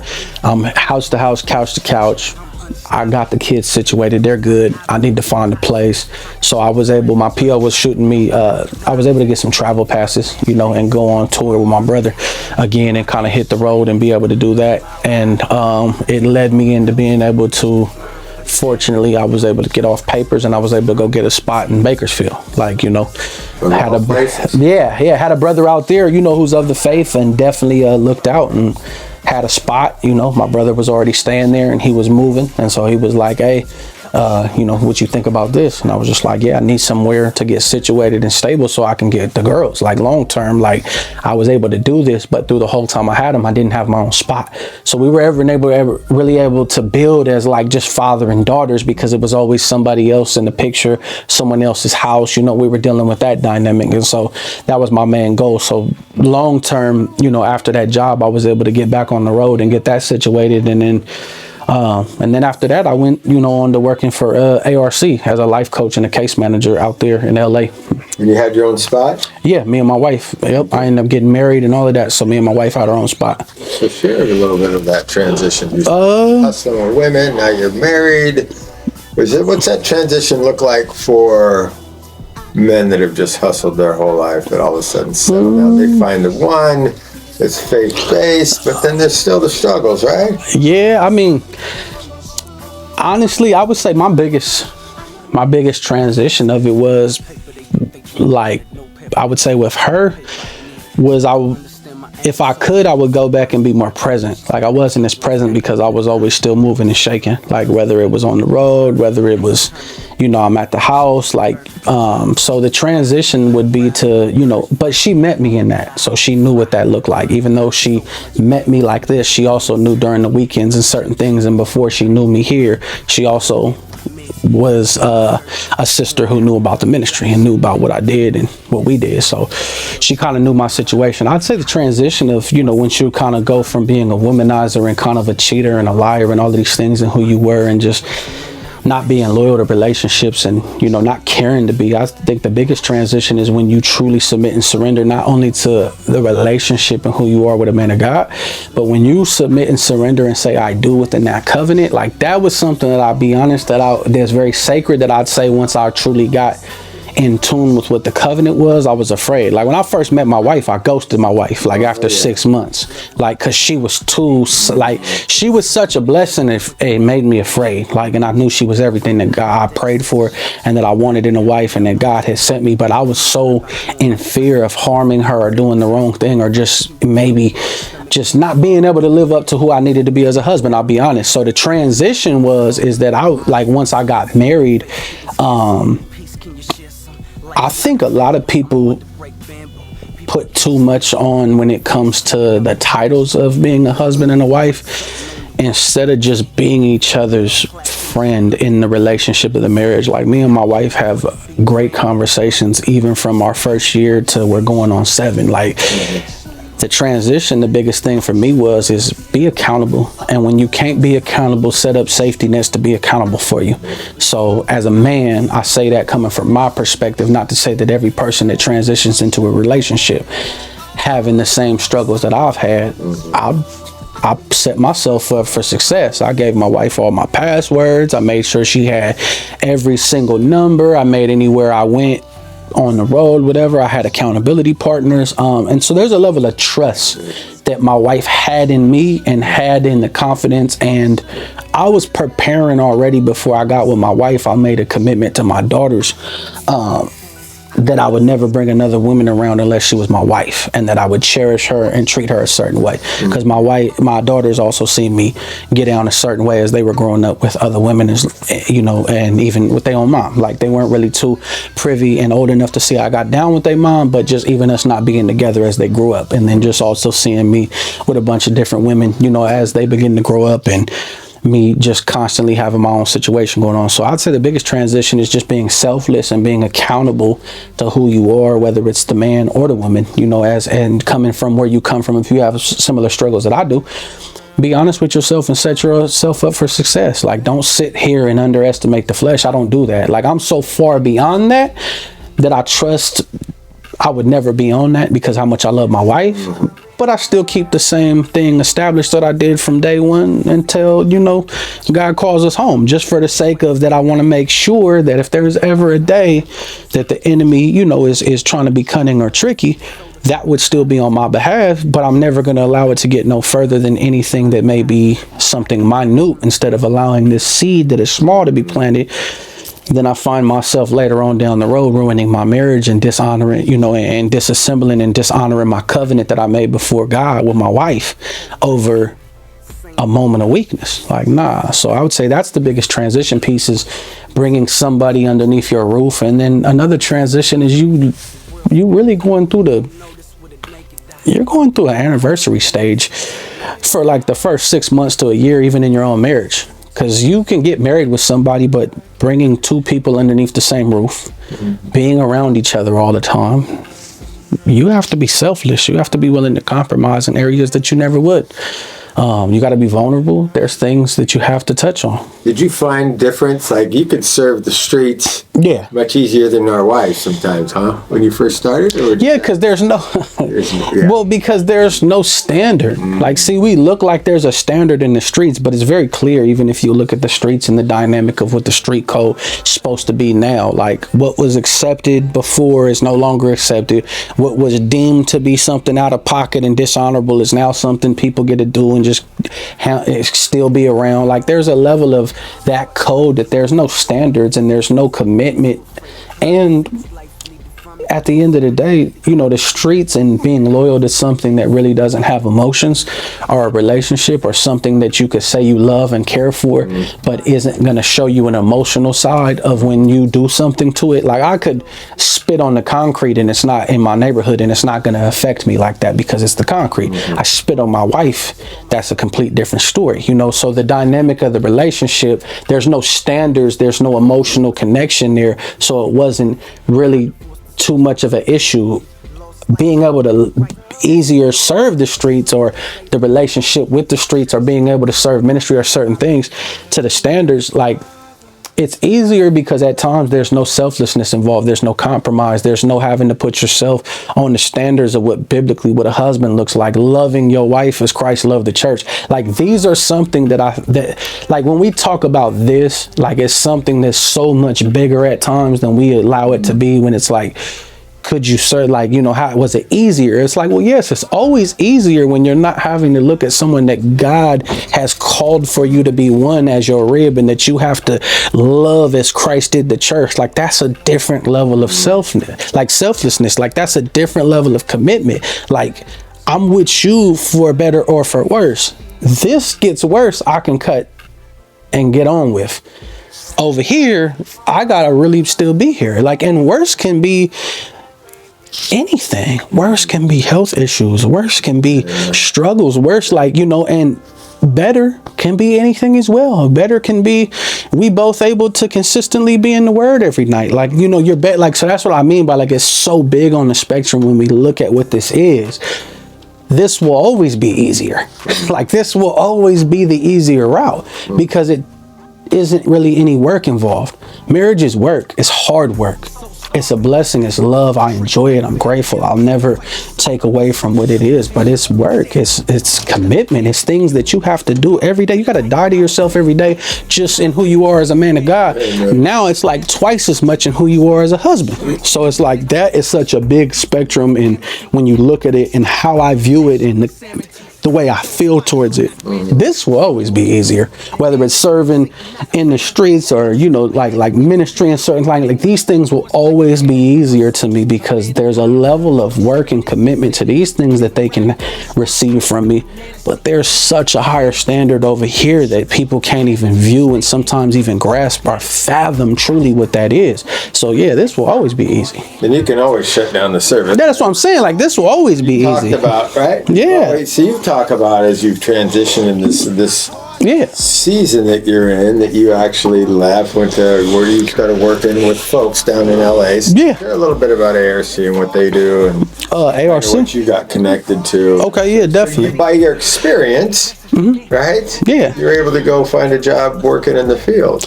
Yeah, and once again, transferable skills to what God, you know, the Most High has given me, you know, along the way. And that's really where I was able to bridge the gap. And what the blessing of it is because it was a brother named MC who's part of the ministry that I was able to, you know, help disciple. I was able to build a relationship. And then through our relationship kindled him being a part of the ministry, him being, you know, a great brother in the faith, and just him being a solid husband to his wife. You know, all of these things is he was a former lifer. He did 26 years in the penitentiary. And so he got out. And while he was on parole, he ended up getting a job with ARC as a hard life coach. And these are individuals who go into the prisons and go help individuals transition in their reentry, coming home from the prison, set them up with classes and all of that. And he worked for ARC, the Anti-Recidivism Coalition, and that's what they do. They specialize in help passing laws and bringing individuals home that are lifers, helping them with their reentry resources, programs. And so MC previously was working there, and he ended up getting a position as there was 2 positions that opened, and it was a Tay life coach position, and there were 2 of them. So he was the first individual Tay life coach, and I was the second individual Tay life coach. And what that meant is he dealt with the inside and helping them while they were inside, and transitioned to me helping them with their reentry on the outside. But we cross-pollinated with the relationships that we had because I was building a relationship with them while they were still inside. So we're talking Tay, the transitional age youth. That is it's 18 to 24, if I'm not mistaken. And so he had the job. He ended up pitching to I think it was Sam and some other people that I would be a great fit for, you know, the position.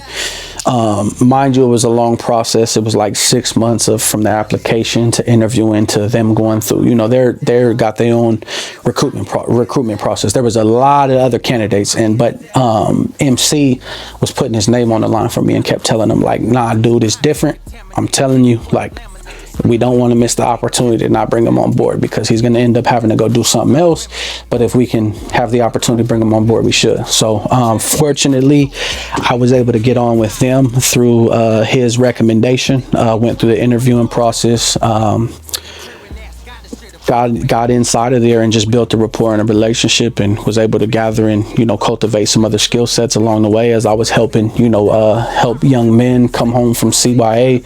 I had certain young women on my caseload too that I was able to help come home, and with their reentry process, just reintegrating them into, you know, society and helping them with their community relationships, from giving them 90-day, you know, like IEP plans, like just being able to put 90 days together for them. Because when you get out from doing a substantial amount of time and you try to hit the ground running, at times it can be very intimidating, and at times it can be very fast. Like life becomes very fast when you're used to a certain structure and routine, and when you don't have that anyway, you tend to fall off. You tend to look to other vices to help you cope.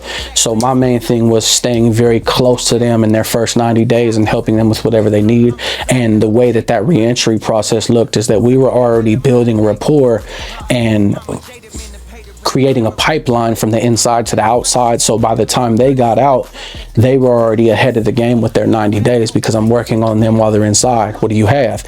Social Security, got that. Okay, I don't have my birth certificate. So these were things that were going on their plan, that their first day out was like, okay, boom, these are the steps you have. because like a lot of the times individuals want to hit the ground running, but then what happens is if you go get a job and you don't necessarily have your driver's license situated yet, and certain things need to be situated before you go get established, because once you get established, now you don't have the time for things. And so that was the biggest thing in teaching about the reentry, and a lot of skill set that I was able to get while I was at ARC. And I'm very fortunate, shout out to ARC, Sam and everybody, great company. I was able to gather a lot of skill sets when it comes to like just being resilient. Like the level of resiliency that you get from looking at individuals that done 40 years of life in the penitentiary, like going from 16 to getting out when they're 48 years old. Just being able to be around that in itself was encouraging and, built confidence. And, and to be honest, I was blessed to be able to be around these individuals for them to ask me, like, where did I gather my wisdom from? Because they had to go do life and all of these things. And for me to be able to share my story with the wisdom I obtained from God, and just having, an older brother that was there for me, and just having other older individuals that became family from my neighborhood that seen something else in me, to be able to, give me a level of education and game that I wouldn't have got if I was just looked at, how we look at a lot of young homies as just throwaways, like, go do this, send them on a mission. And if, they gone, it's, we'll replace you tomorrow, So I'm blessed to be fortunate of that. So yeah, working with them was a blessing, man. I met a lot of good people there. Just being able to work with the youngsters, I met a lot of good youngsters coming home and being able to help them transition, and just even being in that space and being able to like still help individuals beyond that. Like one thing I'll say with MC is like, salute to MC. He was able to still allow, like he had a relationship with, it was a guard or CO at the CYA facility, to where when we no longer worked there, me and him, he was still able to set up meetings for me and him to speak with the youngsters inside. So when we no longer worked with ARC, the relationships he's cultivated as well as my own had gave us abilities to still help some of these youngsters out and be able to still have meetings. And that's one thing I respect and salute to MC, is he still was able to keep certain relationships he built that gave us a funnel and a door to still help people even when we no longer worked for the organization. Yeah, man, crazy lifer, right? Yeah. Now he's being able to work with the CEOs. So, yeah, you said a lot there about the things that I see that in my experience is that we set people up for failure right away. Mm-hmm. Those things of re-entry was so important. You start to give them hope because now they got a driver's license, so they can work on a resume. What happens? We talk about that. They get out. They're making 8 or 10 decisions inside. They get out, they're making 8 or 10 decisions just going to the bathroom, right? When they get out. So now you got to figure out, especially when you get them working right away, they're never ready to go to work. They don't have any food ready for the week. They don't have their clothes ready. They don't have transportation. Like, what? And then it's overwhelming, and they blow out of there. And so that transition with management, having them sit down for a while when they get to transition and do nothing. Look inside is probably what you talk about. The most difficult thing for folks to do is that they have to sit for a while, because now they're out in the free world and now they got to sit, right? And even when you talked about taking the W-2, it's just like even sitting, like I got to do the same thing over and over and over. I don't know how to do that, even though they were doing it inside. They're like, I can go everywhere now. It's like, no, you do the same things you did inside. So a lot of those transferable skills are the things they did inside, how they survived, transferred really well when they came back out. Just back to your day-to-day structure. If you worked out, get your workout on. Get to the gym. Get to folks that are healthy and taking care of themselves. Get to your POs and get to those folks that want to help you out, and get that resume or whatever that looks like. Then try to find something that you want to do, not that you have to do. Yeah, exactly. A lot of times inside they do a lot of things they have to do. Yep. Now they start doing. I mean, now you're talking lifers. They're just sitting for exactly. A lot of getting education, a lot of getting some training, a lot of growing up. Their situations was a little different. So, but they're coming out with things like a new, what the heck's an iPhone, right? No, definitely, yeah. So their situations was a little different than the youngsters, but it was still definitely transferred the same, just due to because they're still like, this is going 1,000 miles a minute compared to, like, I remember one time me and MC joked, and I was like, for like 26 years you never went past 10 miles an hour, like at the fastest you could run, bro. And we used to joke about things to make light of it, but it was like, because I asked him, like, how was that feeling when you first got in a car, bro, and you were going like 65, 70 miles an hour? Like, he's like, I'm not gonna lie, them things is crazy. Like, your emotional intelligence to ask me questions like this. He's like, bro, them are things like psychiatrists will ask or try to prepare us for, because them is things like we haven't experienced for like, bro, 20. I don't even know how that feels. Like, I don't know how it feels to go that fast. I don't know how, and people get consumed by it. You get chewed up, and then people want to end up going back because it's easy, because it's all they know. And it's not just because it's easy, it's because, like, no, this is my life. Like, a lot, you got to think their situation's so different because they're coming home with nobody. Family members have passed away. Neighborhoods are no longer the same. Like, you literally went from being locked up at 16, anywhere from 16 to 19, till you're getting out at 45 to 50 years old. Nothing is the same. So their situations was so completely different than dealing with the youngsters, that when I would deal with them, it was different. And I had a different level of compassion for them, because it was like, bruh, I don't even know how that would feel to be gone for 40 years and then come home. And then when you left, like, there was nothing. Like, bro, the internet probably just started popping. You don't even know what social media is. FaceTime is something like, bro, AI, like, you guys are coming home where this is like a whole different world. And so, like, and it moves faster than it ever has for them. And so, and the problem is because you were stuck somewhere for so long and you've been labeled a failure by society, a lot of the times individuals want to come home and hit the ground running, and that's where they get consumed at, because they've allowed the labels that have been placed on them that they never ripped off that label. So they come out here with something to prove. But the problem is that something to prove is so rooted in pride, because you don't want to be looked at a certain way. So you take pride in wanting to do things and accomplish them in a certain amount of time. And so they get consumed by it. So I think that's like the biggest transition and difference between like lifers being able to have opportunities for education, all things. They can have all of these things, but their level of being detached from society is so much more than a youngster who's only spent 5 to 6 years. No matter amount of time should anyone spend in a cage. But at the end of the day, they know about social media and all of these things, and they still got their moms and their dads, some of them, and family members, and their neighborhood isn't necessarily altered too much. Like, they're still the same donut shop that's still there. These people are coming home to, bro, they got cars that drive themselves. They got, things are different. What is social media? All these things that they got to prepare for. And one thing I'll say that I've noticed that I can say that preferably, CDC and just the, Department of Corrections help is the technology side of things is what is hurting the people that are coming home who have been doing life, because they come home and it's so difficult for them to be able to navigate through websites and applications and just phones and all of these things. Like the smartphone that we view just to be a phone, this is literally a computer device in our hand every day. And these individuals are coming home having to navigate through a digital world now. And it's such a problem for them. And that's something that I could say that if there's any way that, to bridge the gap and help them and do a lot more when it comes to just technology training and be able to help them with the applications and the digital world that they're going to have to navigate, would help them a lot more. Because that's the issue, and what always stumps a lot of lifers coming home is the digital side of the world that they have to now adhere to in society. Yeah, so one of the greatest things we were able to do, I had a buddy who worked for me who spent 3 years, did 3 years San Quentin and 3 years on the streets. And he was able to, I got him a job working for me as a job coach. And then we lost our funding. So one of our big employers said, hey, I want to start a program with guys coming out.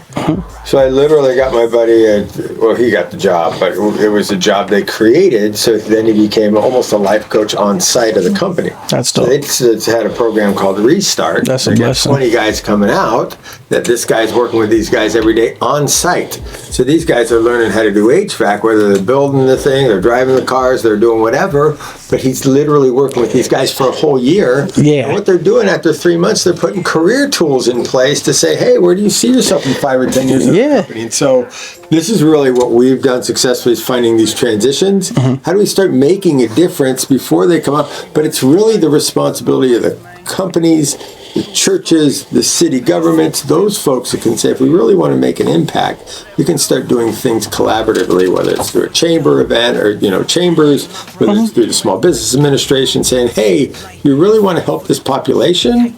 We really want to get them. Because the big one I worked with, the most difficult population I've ever worked with is a former foster youth. Yes, because they're so beat up, and especially with the transition age youth. I mean, they're just growing; they're not even fully mature.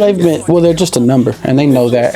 The problem is they've took the title of the number, and so they understand, like, there's a lot of trust, because I've dealt with some of the foster youth coming out of CYA, and it's like that's the biggest issue. Is it's like I've had 100 of you sitting in my face telling me how you're gonna be here for me, and I'm here now, and none of them people that said they were gonna be there for me, there's maybe one out of a handful of 100 that's still here. So I hear you. I'm willing to, see what you're talking about. But as far as building trust and a rapport with individuals who've been beaten and battered and really have been took advantage by the system and being a number and just another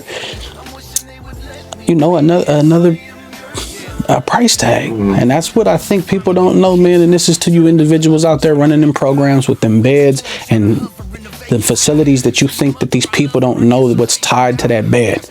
There was a number tied to that bed. A lot of the Tay youth that I worked with, when it came to certain programs and resources, they're very intellectual and know that at the end of the day, they're anywhere from $800 to $1,500 as long as that their head is on your pillow. So just be very careful, because sometimes you think that these people aren't privy to that, and they are. And so that's another thing that promotes them looking at themselves a certain way, because they're like, bro, I'm really just another, I'm another bag to you. I'm nothing. Like, really, and at the end of the day, if it ain't me, you'll just find somebody else to throw in the bed. So really, how much do you care? So that's the dynamic. And when you got people who do run programs, facilities, and reentry programs who really there for the people, and then you got other individuals who maybe are there for the people, but somewhere lost the way.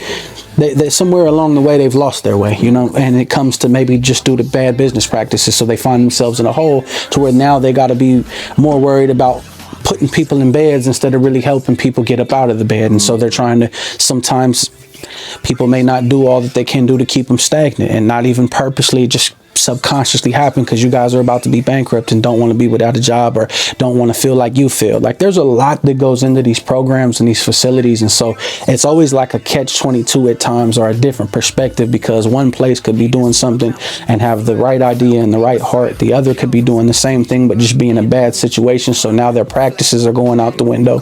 It's rough. Yeah, that's really why when I got these grants and I started looking at this piece, not only getting you working or getting you housed, you have to do aftercare. Not just formal come and check in once a week, but intensive aftercare in the first month or so. I need to be sitting and walking with you almost daily. Like when we get people working, we show up to their job the day they get working. What's up, man? Hey, congratulations on your job. We can, here's your boss. And so we mediate for that client when they start having those rough spots. It's not if they have them, they're gonna. It's just when they have them. When they don't feel like showing it, when they have a little attitude, when they're feeling bad about it, when they feel like the world, all those things that happen, all those traumatic episodes start to come, especially when you stabilize. Those things start to come because life is life. And so so I believe those things, that aftercare and that responsibility has to be on the people that are getting the funding, that are doing the work, and they have to realize that it doesn't, just because they leave your house, your room, your bed, program, that you still have a responsibility. That's why I always tell people, once you're a VOA client in my care, you can always come back and look for another job through me. That's good. So that's cool. So anyway, through that process, going through ARC, you started getting back into your ministry work again. You started full-time ministry work again. You're able to go. You've been talking about, as you've transitioned, you were able to go back to Kansas. Is that correct? Yeah. And you've had to sit down. So yeah. So as you transitioned ARC and you decided there was something else you wanted to...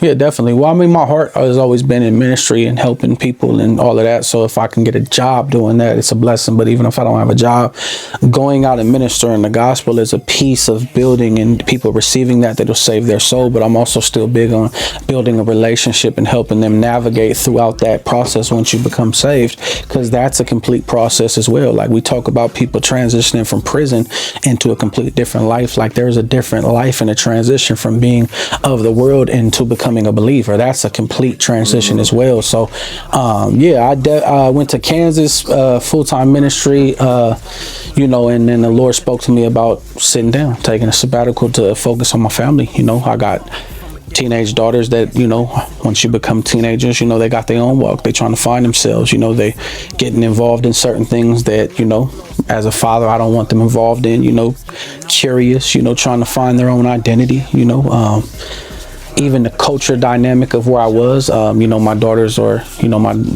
black, so it was different. They're trying to find themselves. They're trying to figure out who they are amongst a culture and a diversity that wasn't there anymore. So they went from here there was diversity, there was culture, there was certain things, to a small town that was nothing but, there was white culture there. There was nothing that they can relate to, so this starts to have its own psychological effect on them. So throughout that process, as I was doing full-time ministry and certain things was going on, I just heard the Lord spoke to me and told me that I needed to sit down, and was like, I just want you to focus on your household, and just making sure that I realize that it's my first ministry and that's my first priority. So a lot of the reason why I sat down was really due to my children, and really just due to me wanting to show them that I had the capability of sitting down and could choose them over ministry, because they're my first ministry, but reminding them of that, because at times I know a lot of ministers, a lot of pastors, a lot of leaders struggle with this, is you get so warped and wrapped up into being a leader and having a routine that at times that when you come from the demographic I do of being a warrior and pressing through and not sitting down or being able to wait for the time to heal and all of these things, a lot of the times we press through because we feel that it's our calling or it's our position. So we have a tendency to where, even though this is our first ministry, we're constantly out here ministering, saving souls, chasing the world to make sure that their souls saved. That in a sad and unfortunate way, you begin to lose the souls that were gifted to you. Mm-hmm. Like, my daughters are gifts to me. They're not even my children first, they're God's children. And the sad part is when he began to show me, and why he sat me down, is he would be like, how angry you would be with me if I called them home, if I just took them from you? How angry you would be? How much you would blame me for your lackadaisical behavior and understanding that there's areas that they need you more present. And by default, I wasn't doing it purposely. This is what I do. This is, sacrifice needs to be made. I'm out here. This is my position. I'm a leader. I also got other people depending on me. There's other grown men, the A through Z. Key words, there's other grown men, not my kids, not my children. These individuals that listen, I'm here for you, and I can be here from inside my household. So when I came to that revelation, and the Lord really woke my game up, and how much he even showed me that these are his children first, I took a sabbatical. And that transition is no different, than doing the W-2 situation, because it's back to where, okay, this is all I know. This is all I've been doing. Now it's time for you to sit it down and figure it out again. But on this level, it was so much different than before, because now I'm so much focused on building not just an emotional connection with my daughters, but being able to build within my family, and coming back and asking for forgiveness and repenting at times when they were placed in an area of sacrifice that they've never should have been. Like, there's things that I've missed due to tour dates. There's times that I've missed that I needed to be there during to them going through certain things, because I'm all the way across the country in New York, and I'm on a stage preaching the gospel when I should have been inside my household. And I know that there's a lot of pastors and ministers that struggle with that, but there's a bigger reason why. It's not just the calling, it's an identity that's attached to it, but bigger than the identity, there is a financial stability and backing that comes from some of these positions, that if you do sit down and do quit, there is no trade, there is no skills. This is all you've been doing. So I don't fault certain individuals, because I've also struggled in that area myself. Okay, once I sit down, how is this gonna work? So, and that's another thing is, and so that's why I say it's big. That is, once I heard from the Lord and the sabbatical I had to take, there was a lot that was involved to it, because there was things that I needed to repent for. There was things that I needed to ask for forgiveness for. There was areas of ministry that I totally had to disregard. You know how many no's I had to put out there to people that are so used to my yes? That's another thing. We don't create healthy enough boundaries as being leaders, because we're constantly pouring out and not allowing ourselves to get poured in to. We don't got nobody pouring into us the way that God does, but we also need to submit ourselves under to other leaderships and mentors to help pour into us. But I was constantly pouring out. And so my kids and my wife would always get just a little sliver of my cup, because by the time you come home off the road, you beat up and you sitting here trying to get a refill. So there's a lot tied into it. And I just know that on my end, And me being transparent, that's what I had to ask for forgiveness for and repent for and apologize to my children, apologize to my wife. Like, I'll be 100. I married my wife, and a day later I was back on the road because once again, this is it. This is all I know. This is my whole life has been, this is what I do. Like, up into me being young. Like, once I started doing it, that's all I know. Like, even working and W-2s and being complacent at a job at times and being able to do that, that's fine. But when there's a different level of drive and a different level of something that's connected to you, that you know that you're more than this, you struggle to stay here because you know that, oh wait, no, this ain't it, and I'm more than this. Like, I'm so much more of value somewhere else. That what am I doing right here? Now the difference is that it just so happened to, praise God, it was my household. So I seen how much more my value was at being home. So that was the difference between the W-2 and other situations. We're talking about my children, my wife, my kids, where it was like my value, I already knew it was there. I just had so much going on that I was struggling with from sitting down. And even when it comes to what you know, what you good for, a lot of the times you don't realize what you good for or what people respect you for because you got so many other people's congratulating you and praising you for your accolades. That you don't realize that you're good enough for God and just who you are being the average Joe. So you tend to feel like that you need to be more for God and that you need to do more so that he'll love you more and respect you more for what you do for him, when realizing, no, I don't need you to do none of it. I respect you if you do nothing. I love you and care for you, and the investment and the deposit I made for you wasn't for everyone else to have. It's for them first. And then when you get situated and you're able to get this back in order, then I'll allow you to be able to invest and deposit into other things. But as far as right now, your first ministry is your children and your wife. Get this house back in order. Make sure that they understand that your sacrifices and you're willing to say no is in the benefit of them first. So when it comes across the table, if it doesn't, if they have a birthday or they have a school show or your wife needs some help or whatever else it is, if it's something that came after your yes with them, the no is with them, no longer with them, because they're so used to understanding dad's position and everything else that they'll begin to sacrifice themselves. And then next thing you know, that now you've created an idol out of your ministry or a church or whatever else it is. And it happens subconsciously. I tell people, you don't do this purposely. This is just what begins to happen. And some people don't have the struggle with it, and some do, and a lot more than others. And the biggest thing is a lot of individuals don't have the willpower that when God tells them to sit down, they don't. And that's just the reality of it. And it's sad because sooner or later they end up crashing out or falling, and sin comes to the table on a level that could have been so minute that it was just your household out of order. Now it's you fornicated and cheated on your wife, or now you're struggling with drugs. Like, there's issues that could have been intervened with. But I'll be real, a lot of the problem has to do with the accountability, not with the leadership, but with the individuals under the leadership. Nobody wants to challenge their leader anymore with biblical truth. Nobody wants to come to their leader or their pastor or, their church, or a leader of a ministry or whatever it may be. Nobody wants to go challenge the leader with biblical truth and stand on what the Bible says about your position and what you should be doing right now, instead of just, well, who else is going to do it? It doesn't matter. God will find somebody to put in this individual's position while they take a step down, so that they can go get the help they need. But that's what I mean. People run themselves into the ground, and then it's a lot worse than it ever was when it first started. And that's why I see a lot of, and it's sad because at the end of the day, is the same individuals that was promoting you to stay in the position is going to be the same individuals throwing the stones at you when you do fall. So I want to go back, because you're talking a lot about the sanctification process and how you're able to sit down now, but you didn't start here, and I think that's a big. You started down that path. It's like taking a W-2. It's like when I come to Christ, right, and I give my life to the Lord. I mean, Jesus went in the desert for 40 days, and so we know that you're going to be under attack. Yet here we go. We get people. It happens all the time. Is that people, have people come to the Lord. They do the altar call and they give their life to the Lord, and then we cut them. You know what's crazy about what you said?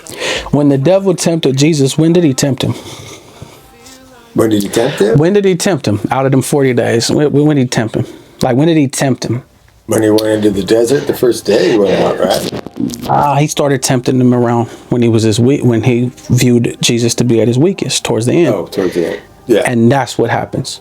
So I think also people go and they give their life to the Lord, but nobody's there to follow up and support and walk them through their desert. Yeah, but let them go.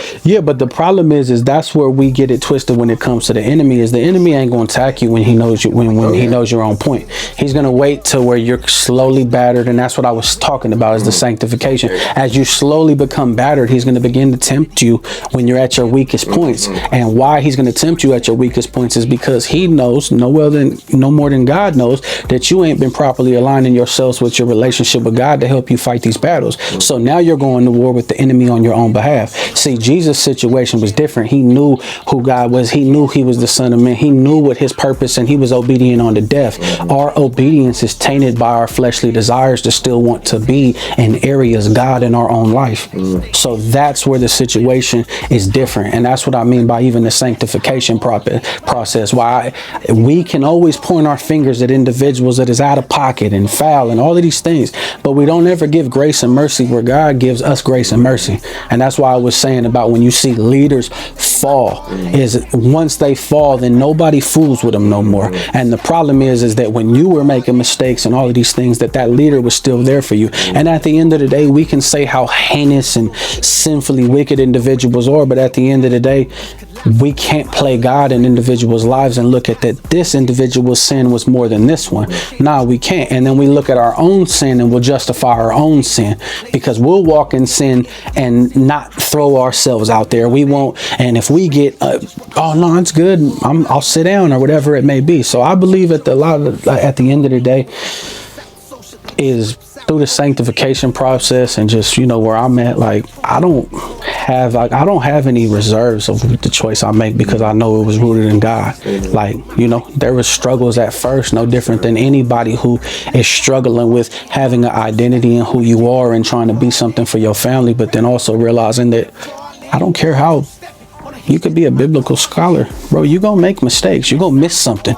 And that's what happens along this walk. And that's why it's a walk and not a race, is we have to pace ourselves, because along the way, we're going to still make mistakes. We're going to miss things. We're going to let people down. We're going to be in positions where the people that were looking at us to be all that we can be are not who we were in that moment for them. And then that is the problem, is that we become heroes and we become idols and we become God in people's lives, instead of pointing them truly who God is, instead of helping them walk out their salvation with fear and trembling and helping them with their personal relationship with God.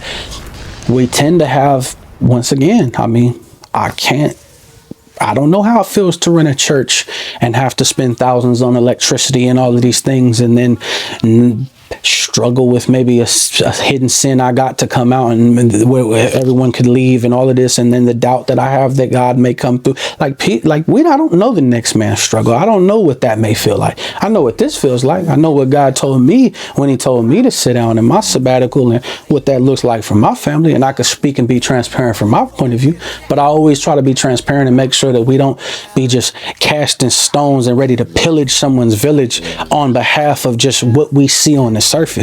Because at the end of the day, God looked at me that exact way before. Like, I was that exact person before, and I've been that to God plenty of times. How I'm looking at this individual, that's probably how God feels towards me at times, or how many times I spit in his face. You know what I mean? So yeah, I definitely just want to be transparent, man, because I don't know, I just feel there's a lot of attack when it comes to, leaders and pastors, and I feel like at the end of the day, there's no accountability with individuals who are just in the pews anymore for themselves, and to hold the leaders accountable. And just even when it comes to your brother or your sister falling, like, we so quick to air somebody's business out instead of keeping it private and going to them in private. Like, we so quick to do things of the world nowadays that we don't even go to the Bible and do things biblical anymore. We just so confident in reacting that we don't even take time to pray. We don't even pray. We don't fast. We don't do anything anymore that even involves us going back to the Bible to figure out what the Bible tells us to do. How does biblically am I supposed to move in this situation? Even when it comes to talking with your brothers, or if there's an account or something, or there's an offense, like, you're supposed to go to your brother in private first. Like, this social media and just this new westernized way of living in church and how things are, like, we just do things backwards. And there's just and to be real, a lot of it even has to do with just how feminine things become. Like, there's no masculinity anymore when it comes to the man, a man being a man, or just even a man of God, because we're viewed to be like that. We're, overstepping our boundaries, or, we're acting out of anger. Like, bro, there's a righteous anger. Like Jesus got down in the way flipping tables and all of that. Like he wasn't just chilling like, oh, you guys, when he was flipping the table, he didn't do it just calmly. Like, no, there was a level of passion that he had that was rooted in his frustration towards individuals making his father temple a certain way. Like, and we need to have that same passion when it comes to our temple, our family, and when it also comes to what we're involved in. And that's what I mean by, like, we just sweep things under the rug now and keep it pushing and be like, all right, we'll deal with that when it gets out of hand. It's already out of hand though. Biblically, this person's already in sin, but we're not addressing it. Biblically, I'm already in sin and I'm not willing to sit down. Like, and so that's what I mean. Like, we got to just get back to the Bible. Like, we just got to get back to biblical truth. And I think that will help us a lot more than sitting here running around trying to point fingers and figure out what church I'm supposed to be of, or what ministry position I need to be in, or even like the startups of things. It's like, or like, if you've been called to somewhere, make sure that you're praying and fasting before you go start something up, because you could also be in sin, not realizing that at the end of the day, the God called you to a specific position to put your hands to the plow over here, and you immediately got an idea or the spark of an interest because you enjoy this and have passion, and then you go try to start up your own thing that isn't bearing any fruit because God hasn't backed it. He hasn't blessed it. He hasn't put his hands upon the situation that you're trying to put your hands to. And the reason why is because a lot of us are just prideful and want to build things for the sake of being able to be recognized that we build them, and that we're now the face of things, and that we now are somebody, and that's another issue that we have. And so it's like, I just pray for these issues, and I pray for people, and I just pray that we get back to biblical truth, and that we're not sitting here constantly allowing society and social statuses and just names and titles to brainwash us and make us feel like, oh, well, I'm not doing what I should be doing, or just even we get things mixed up on what a calling is. Like, bro, like what you say as a calling is just being an average man of God or an average woman, and we take it so severe, like, oh no, this is my calling, like, or this is my gift. And it's like, no, bro, that's a talent. Somebody can cultivate that. Like, somebody can make that happen. No, a gift from God is something that's given to you specifically for you. And a lot of the times, and this is what I am going to speak on, and I know I'm kind of going on a rant, but it's something that really, like, it's in my spirit. It's really, it's getting to me, is that, man, we gotta truly understand who we are in God before we call ourselves trying to be leaders, before we call ourselves trying to walk out here and preach the gospel, and all of these things. And we need to make sure that our heart posture is right in the things that we're doing, because we can rebuke somebody and our heart not be right and us being sin and doing so no different than we can jump outside and go preach the gospel and do all of these things and our heart posture not be in the right place and still be in sin.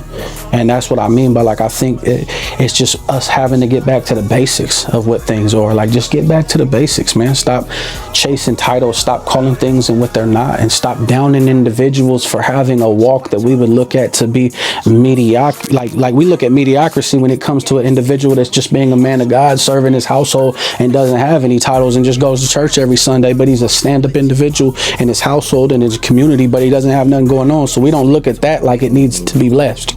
We don't look at like this individual needs any financial backing for anything, because he's just your average Joe. But we'll go dump crazy amounts of money into churches and ministries and mission trips instead of helping individuals get back to their own backyard, or give back to the individuals who don't have a title. Like, that's something I'm big on, that I really want to give back to when it comes to people, is I want to go and give back to the individual that's being overlooked for just being the man of God or just being a woman of God and take care of their household. Like, them are the individuals that we overlook because they don't have a title. And because, you want to know why, is we'll look at the positions as myself has had, as pastors have, and other Christian hip hop artists, like we look at these positions the way that we do is because they get the most self-worship.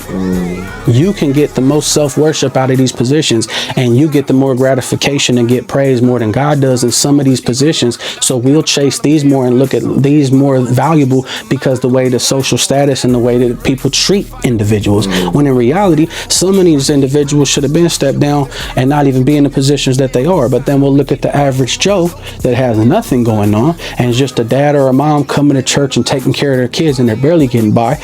And instead of booking this individual to come out to come do a gospel concert, or instead of bringing this pastor out to come preach at the church, you got people inside of your church or your ministry that's starving and doesn't have anything. And I would rather give back and bless this person. That's that's what God has put on my heart recently, is once I get back situated and he allows me to get back and put my hands to the plow, I want to be able to go do these things to where I can figure out, okay, who's the individual in here who we view and overlook that I could just secretly come by and be like, hey man, God put this on my heart to bless you, man. Like, for what? I ain't doing nothing. You're doing more than you think you are. Like, you're presenting, and what the gospel is being a man of God and taking care of his household and all of these things. And you serve and don't want to be in the pictures, and you don't want to be in the board, and like, you're content with who God has called you to be instead of feeling like you need to have a title. And don't want people like that to get overlooked, because the problem is then they look at their situation as then they're less than, because they don't have a title and they don't have a position. And that's the type of people that I want to bless. Them are the individuals that I want to help build their business or their ministry, because they're don't have a desire to chase the accolades. They don't have a desire to chase the pride or just even the gratification it gets when somebody knows your name or wants to take a picture with you, or just even knowing you're a somebody. Like, I want to go to that person that we overlook and help them and bless their family. So when we sit down and we really let God work in our lives, we look at it like helping your family, right? But really, he's called you now to a new ministry, and this is something else that he's revealed in your heart. Oh yeah, definitely. Because that's like my new thing. Like, once God calls me back, when I'm on the road and all of these things, like in secret with me and God, like, I'll be asking God to put on my heart who's here and who can I help and who is the individuals, because for real, like, I'm like that now, even when I was going on tour, bro. Like, and then God will speak to me in a certain way. Like, he gets at me, like, if I'm out of pocket or if I'm not doing something, he chastises me, he whoops me, he lets me know. Like, I remember I was in Kansas City with some of the brothers, and it was hot, and I just got through ministering, doing the show, and I was sitting down, I'm sweating. It was super hot. It was summertime, we in there sweating, boom. Out of nowhere, one of the brothers is in there mopping the floor, and I just hear the Lord, you better get up and go grab that mop. And I was just like, mind you, I'm whooped, tired, feet hurt, all of this. He's like, get up and go grab that mop. And I was like, and I just laughed. I'm like, I hear you, Lord. And it was a blessing, because as I went to go grab the mop, one of my brothers, my bro Mike, he was like, what? And he smirked. I was like, man, the Lord just told me he don't care about none of that. Go grab this mop and let this dude sit down while I mop this floor. And he was like, me too then. So he went and grabbed the other mop. So but mind you, this is a brother who's here that would be looked at the less than, because he's just mopping the floors. He's a nobody. When I tried to grab the mop, we almost got in an argument struggling over the mop, because he's like, no, you're the art. Like, give me the mop. God told me to get the mop, and I need to mop the floor. So it's like, that's what type of time I'm grateful for, that even at times, and through even your vision being distorted, or at times when you're not doing the best, is I'm grateful for God's voice and the relationship I have with him, because he always lets me know the real, or just when I'm in error, or just even at times like, hey man, get up and do something. Like, show somebody you're different. Like, show somebody you're not what the average people view what you guys have created this thing to be now. Just find that unspeakable joy, right? That's the stuff you talk about, the unspeakable joy. I just can't explain that to people either, that you just do the things. You couldn't even tell me what you did on stage that night, but you told me about walking the floor. Yeah, because it meant more, yeah. That's the unspeakable joy. Yeah, definitely. Right? Ooh, I get those goosebumps, and I just think that's what we miss so much. Yeah. We're just so busy doing these other things instead of doing what God has called us to do, because we've sat long enough with him. In relationship. What joy and what accolade and what does that mean for my name or whatever I claim to be when I'm like, oh yeah, I mopped the floor at this event? Don't mean nothing to the average person or just to any other individual who ain't truly rooted in understanding what that really means to somebody's character, and really, where the Lord was on my helmet, because I was in a place and acting like I really served. I'm being real. Like, I did serve, but I was at a place like I served, because I was like, man, I've been out here all day. I'm in the sun. I'm hot. I'm sweating. Just like everybody else. Feet hurting, boom, this and that. I go to take a rest and sit down. And he just checked my program, because he was like, you ain't do nothing. Like, you did nothing. Like, stop acting like that this was so much that you've done.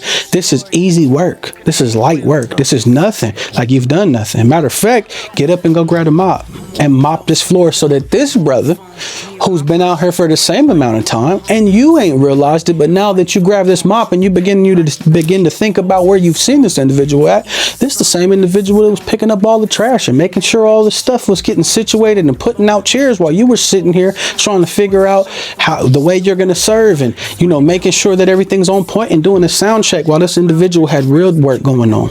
So yeah, go grab the mop, let him sit down and mop this floor, and do it with a smile on your face, and be thankful and grateful that I'm even telling you to grab a mop. Now, that's the true testimony of what God, that's the true action of God, right? That's how we reveal God to other people, right? Yeah. You don't know if that dude's a believer or not. You just know you're going to take the mop and you're just... But the sad thing is what we've created, the dynamic of who people are, is the struggle he had to not give me the mop at first because of what he viewed me to be. Amen. He viewed me to be this main artist and this somebody when I'm just like him. So it was a struggle at first. It was like, nah, you can't. Like, you're the woo. And I'm like, no, I'm the average just like you, brother. Like, I'm a man of God and God told me to do this for you. Sit down, chill. Matter of fact, let's put the fan on you. Like, let's get you situated while I mop this, bro. It's good. Like, don't worry. I said, and if anyone says anything, I know that's what you worried about. I'll let them know God told me to grab this mop and mop. Nobody gonna tell the bro. Everyone here submitted under that authority, not anything else. So don't trip when they come in. I'll let them know, bro. God told me to grab them up. But it was just like that. As much as it was joyful, it was also something that I realized, like, man, like we've really created, we've created our own tower. like we tower about. We in here trying to build the tower. Lord, forgive us and let's tear this down. We already know how you got down with it, so let's do this now. So yeah, that was, I'd say, the only unfortunate thing is that as fast as I was, trying to grab a mop, this brother still viewed me to be above him. And I'm like, bro, stop. We're the same people, bro. I'm a man of God like you, bro. It's all good. And so as we've walked out this day, you're back in SAC. Mm-hmm. Yeah. This is where you're back. So you sat, came back home. You're situated here. You're in the middle of something. Right now, probably trying to get another job and utilizing the resources that you have. So full circle coming back to be able to utilize, the resources that your company provides, and being able to utilize the skill sets that were transferable from what I had going on, and new skill sets I've learned.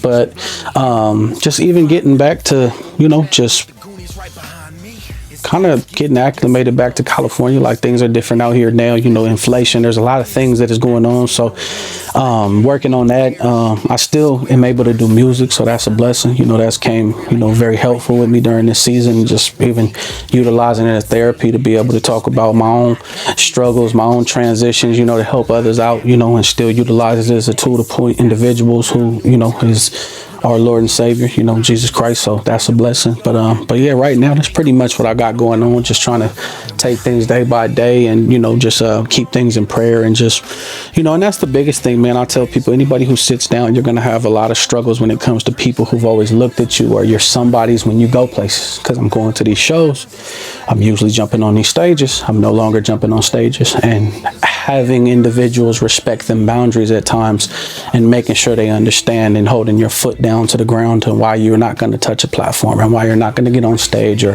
why you're not going to go perform over here, or why you're not going to do certain things, and letting them know it's due to who God is, because even situations when it comes to the music, like I can do music, I can't tour, I can't really do anything. And when it comes to other brothers, it's like I can't necessarily do music with them, because I know their intentions behind the music is they got other plans to still travel, do tours, shoot videos, and certain things. So it's like I don't want to hold them back for what God's trying to also use their gift to do. So it's some of them I gotta tell them no. It's like, nah, I'm not really able to do too much right now, so it's best if you go find somebody else. Or hey Duce, I'm used to you being able to do this, and now it's a no. So it's like, that's another thing, is that when you finally get to a place of having to sit down, it gets easier as you progress. Like for me, it's not a problem, but at first it's very hard to start telling people no, especially when you're so used to telling people yes.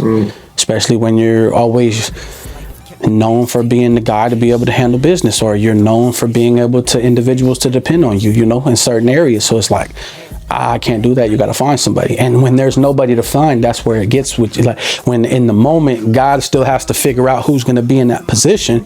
It start messes with, to mess with you, because you're like, man, am I letting them? It's like, sit still, man. God got you where he wants you.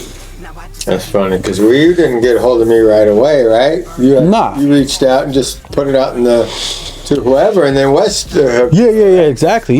Because I wasn't, like, to be honest, since I've been out here, I've been trying to really like acclimate my family first. I'm so big on, like I said, I'm not just jumping back out here trying to get on the stage. I'm not jumping back out here to go just hurry up and go fellowship with everybody. Like, I'm really big on getting my household in order first. And so that's another thing. I'm getting my household still situated and acclimated to being back to California. So when I put that out there, I was like, man, who's hiring? Let me see what's going on. I don't know what's going on. I ain't been back. I don't know who's who. Brothers could have opened up businesses. People could be in supervisor positions. There could be an opening somewhere. Let me see. And then, I put the post up on Facebook. And then Wes had hit me and reminded me that, oh man, hit Chris, like, man, he'll get you a job, And so that's when I ended up contacting you, and now we're here. Yeah. So Wes was a guy I've mentored for 17 years. He paroled out of Folsom Prison. Yeah. So here you work for me too. Yeah. No, I remember. He was working with you. So this is what happens when I just take a chance, put things out, right? Mm-hmm. You've done this before. Yeah, definitely. It becomes easier, right? It becomes more disciplined. No, for sure. Like you have more faith in that piece too. Well, once you step out on faith and you can be vulnerable, you don't have a problem doing it. Mm-hmm. And it takes practice. Yeah. Like anything else, like certain people will tell you, man, just do it. Well, it's easier said than done for an individual that's been leaping out on faith his whole life compared to an individual that still struggles with it. And that's just being honest, because we got people that have cliche statements and will just say things to you as Christians, and like it's like you don't know what this individual is going on during this time. You don't know the season they're in. You don't know. All of these things are variables. Like, yes, it's easier said than done. And half the time at the end of the day, especially when you're speaking to a leader or somebody who knows the word and has definitely studied the word and all these things, is sometimes we can become we can, like I said, we can become inferior, or at times even hesitant to tell people certain things. And then even when we do, we don't want to come off as cliche, or then we do come off as cliche and give somebody the cliche statement instead of just being there for them in the moment and be like, you know what? I don't know how it feels to not leap out on faith the way that I've always have, but this is certain things that I've been through or that's worked for me. But we also got to remember everybody has their own walk. Like everybody's going to go through their own situation, and it may be similar to yours, but it's not the same. Like God works with everybody on his own accord. It's not going to be the same. The way that you came to the Lord is going to be different than how I did. And then we may have the same situation going on, but we're being affected and pulled in two different directions due to our life, due to our family dynamic, due to our loved ones, whatever it may be. Like your sister could have just passed. Mine just got married. Like we got two different dynamics going on, but we on the same road heading to the same place. So we just got to be careful at times when it comes to telling people just leap out on faith and A through Z, because we come off very condescending at times to the individual who's on the other end that struggles with leaping out on faith, because it's just like, well, yeah, it's easier said than done. Like you do this all the time. So, and then it comes to sometimes like we overlooking what they're going through. Yeah, especially when I get in those places, I want to be safe, right? Yeah. So as we wrap up here, is there anything that you find that's on your heart? No, we pretty much touched on a lot of stuff that was on my heart. I would say just what you're doing and what you guys are trying to build with this and what God is building with this, at the end of the day. Just continue to be vulnerable and understanding, with individuals when they come to this platform, and encourage them to be transparent, because a lot of the individuals that you come across look at transparency nowadays as something that we shouldn't be doing because of, like I said, the accolades or just the face put to the name, and just praying that regardless of how big or how little God allows this to be, it's just being faithful to it. Like that's the biggest thing, because we tend to want to be faithful to the things that are growing instead of faithful to the things that may be stagnant in the moment. And so just not giving up and just staying faithful to what you guys have going on. That's the biggest thing that God put on my heart and that I would ask of y'all. I mean, just stay faithful to whatever this may be and whatever it turns out to be, and knowing that if it's from God, you did what you were supposed to do. And I think that's our biggest thing that we struggle with at times, is we're always looking at the end product instead of trusting the process in the beginning and understanding whatever wisdom and things that we're going to gain along the way, or whatever resources, whatever help this could be. And a lot of the times just stay encouraged, because sometimes you guys might think that this has a lot more to do for others, but it's really a lot more to do for yourself and what God is trying to teach you and what he's trying to give to you during these moments. Yeah, I think a lot of these things create expectations, right? Mm-hmm. We know expectations are premeditated resentments, though, right? So you don't want to get caught up in that. Yeah, definitely. But that's it, man. That's it. Right on. Well, thanks for coming out today. Oh, yeah, it was a blessing. Thank y'all for having me. Y'all be blessed. Yeah, we will check back in the next 6 months. Oh, yeah, definitely. Yeah, I wouldn't mind coming back on, man. You'll be working, you'll be doing the deal. Yeah, be doing a lot, man. Lord willing. So, definitely. The ministry. Is there anything you want to talk about, the financial? Financial literacy. No, I just, something that I know that God has put on my heart recently is just making sure that we don't always look at money and business as a bad thing, that we look at it as a tool to not only build the kingdom, but also leave, generational wealth and teaching our children about money and all of these things. Because I know that at times we look at money as far as within the church, financial literacy isn't something that's really pushed, because people get caught up in vanity and all of these things. But it's something that's necessary. It's something that we can utilize as a tool to help build the kingdom, and that we can teach individuals how to be financially stable and how to manage their, their money and budget, and just even being able to invest and allow people to cultivate their legacy and what God may have for them, and so I'm big on that. But I'll say as far as that, that's something I would like to see when it comes to teaching individuals how to be responsible biblically when it comes to money, and just certain things to look for as you begin to get money. Because when you don't have it and you have a poverty mindset and you come from an impoverished community and you begin to have money, it does tend to change your aspect and even your outlook, and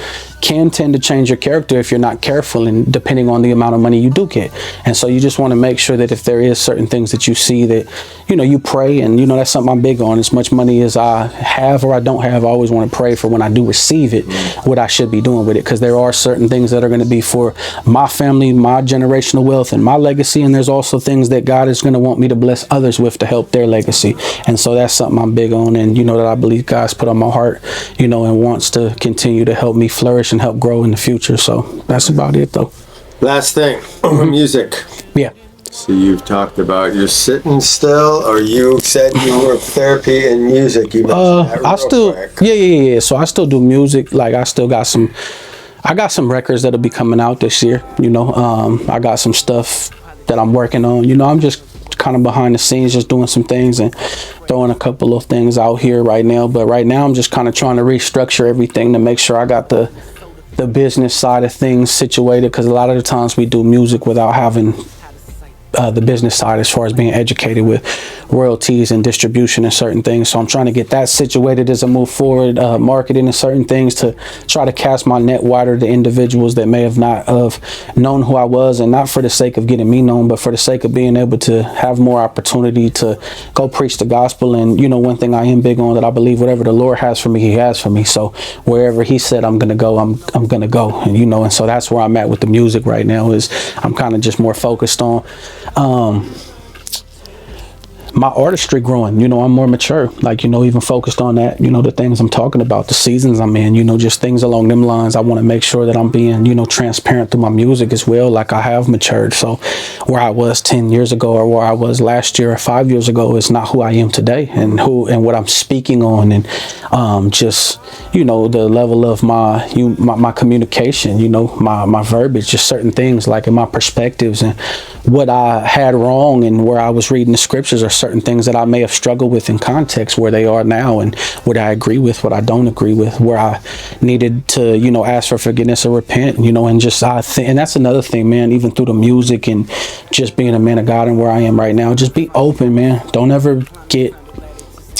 ever become closed-minded or feel like you've came to a place and you have arrived, because you'll find yourself having to go back and realize how many times you've gotten things wrong, or how many times when you were in discussions about the word of God or the scriptures, as you researched more, that it came out to be that you weren't all the way on point and where you thought you were. So just be careful, because I've had to come to them places as I've matured, because sometimes we get very one-minded and we begin to stamp certain things and all they are, but constantly understanding that God's word is still living and breathing and constantly revealing himself to you through his word. And so just be careful. And I say that to individuals, that whether you're in debates, whether you have a certain denomination, regardless who you are, and if you, through your music or whatever, because people who know you are going to see that things tend to change, and don't And don't feel bad about the change. You know, be grateful that God has matured you in a place where you can say you've gotten certain things wrong, or at times you know, the way you approach the conversation, or even when it came to discussion scriptures where there may have been a disagreement. It's okay to disagree,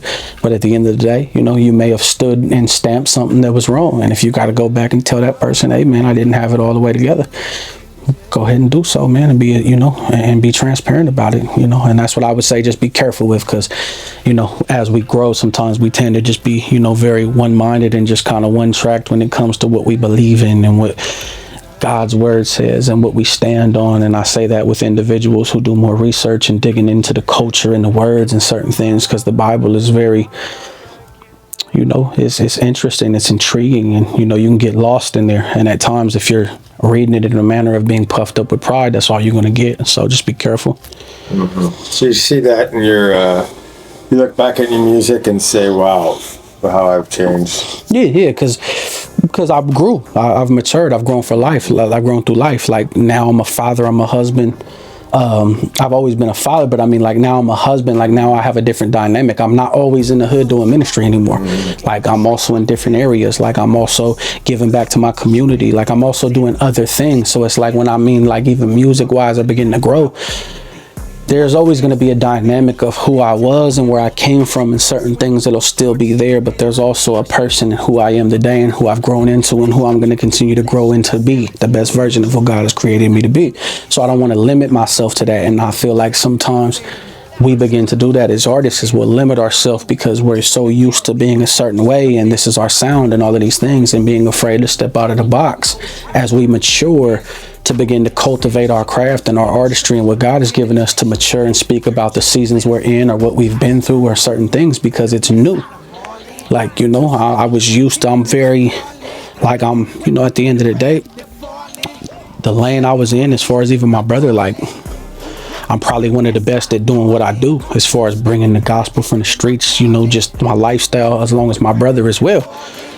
I'm not the best at being able to be in a season and speaking about certain things when it comes to who I am as a father now and all these things. I can do it, but now it's time to me to mature and for individuals to hear more of that story. Like, individuals know where I come from. They know the street life that I've lived. They know my struggles. They know all of these things. They know how I can, you know, my metaphors and certain things about my artistry. But I believe as I begin to grow more, like the artistry that I want to really show people is, you know, how educated and how mature I've become, not just in the word, but just even as a man of God. And when it comes to financial literacy, when it comes to being a father, a husband, forgiveness, like there's a lot of other things that I begin to want to really like touch on as I grow, to show people that you're maturing. And that's what it should be as an artist, as you begin to take people along on a journey. Like if you have individuals who are truly there, you know, for who you are within your artistry and giving back to people because it's a tool to bring people to the gospel, I want to make sure I do the best of that, to being transparent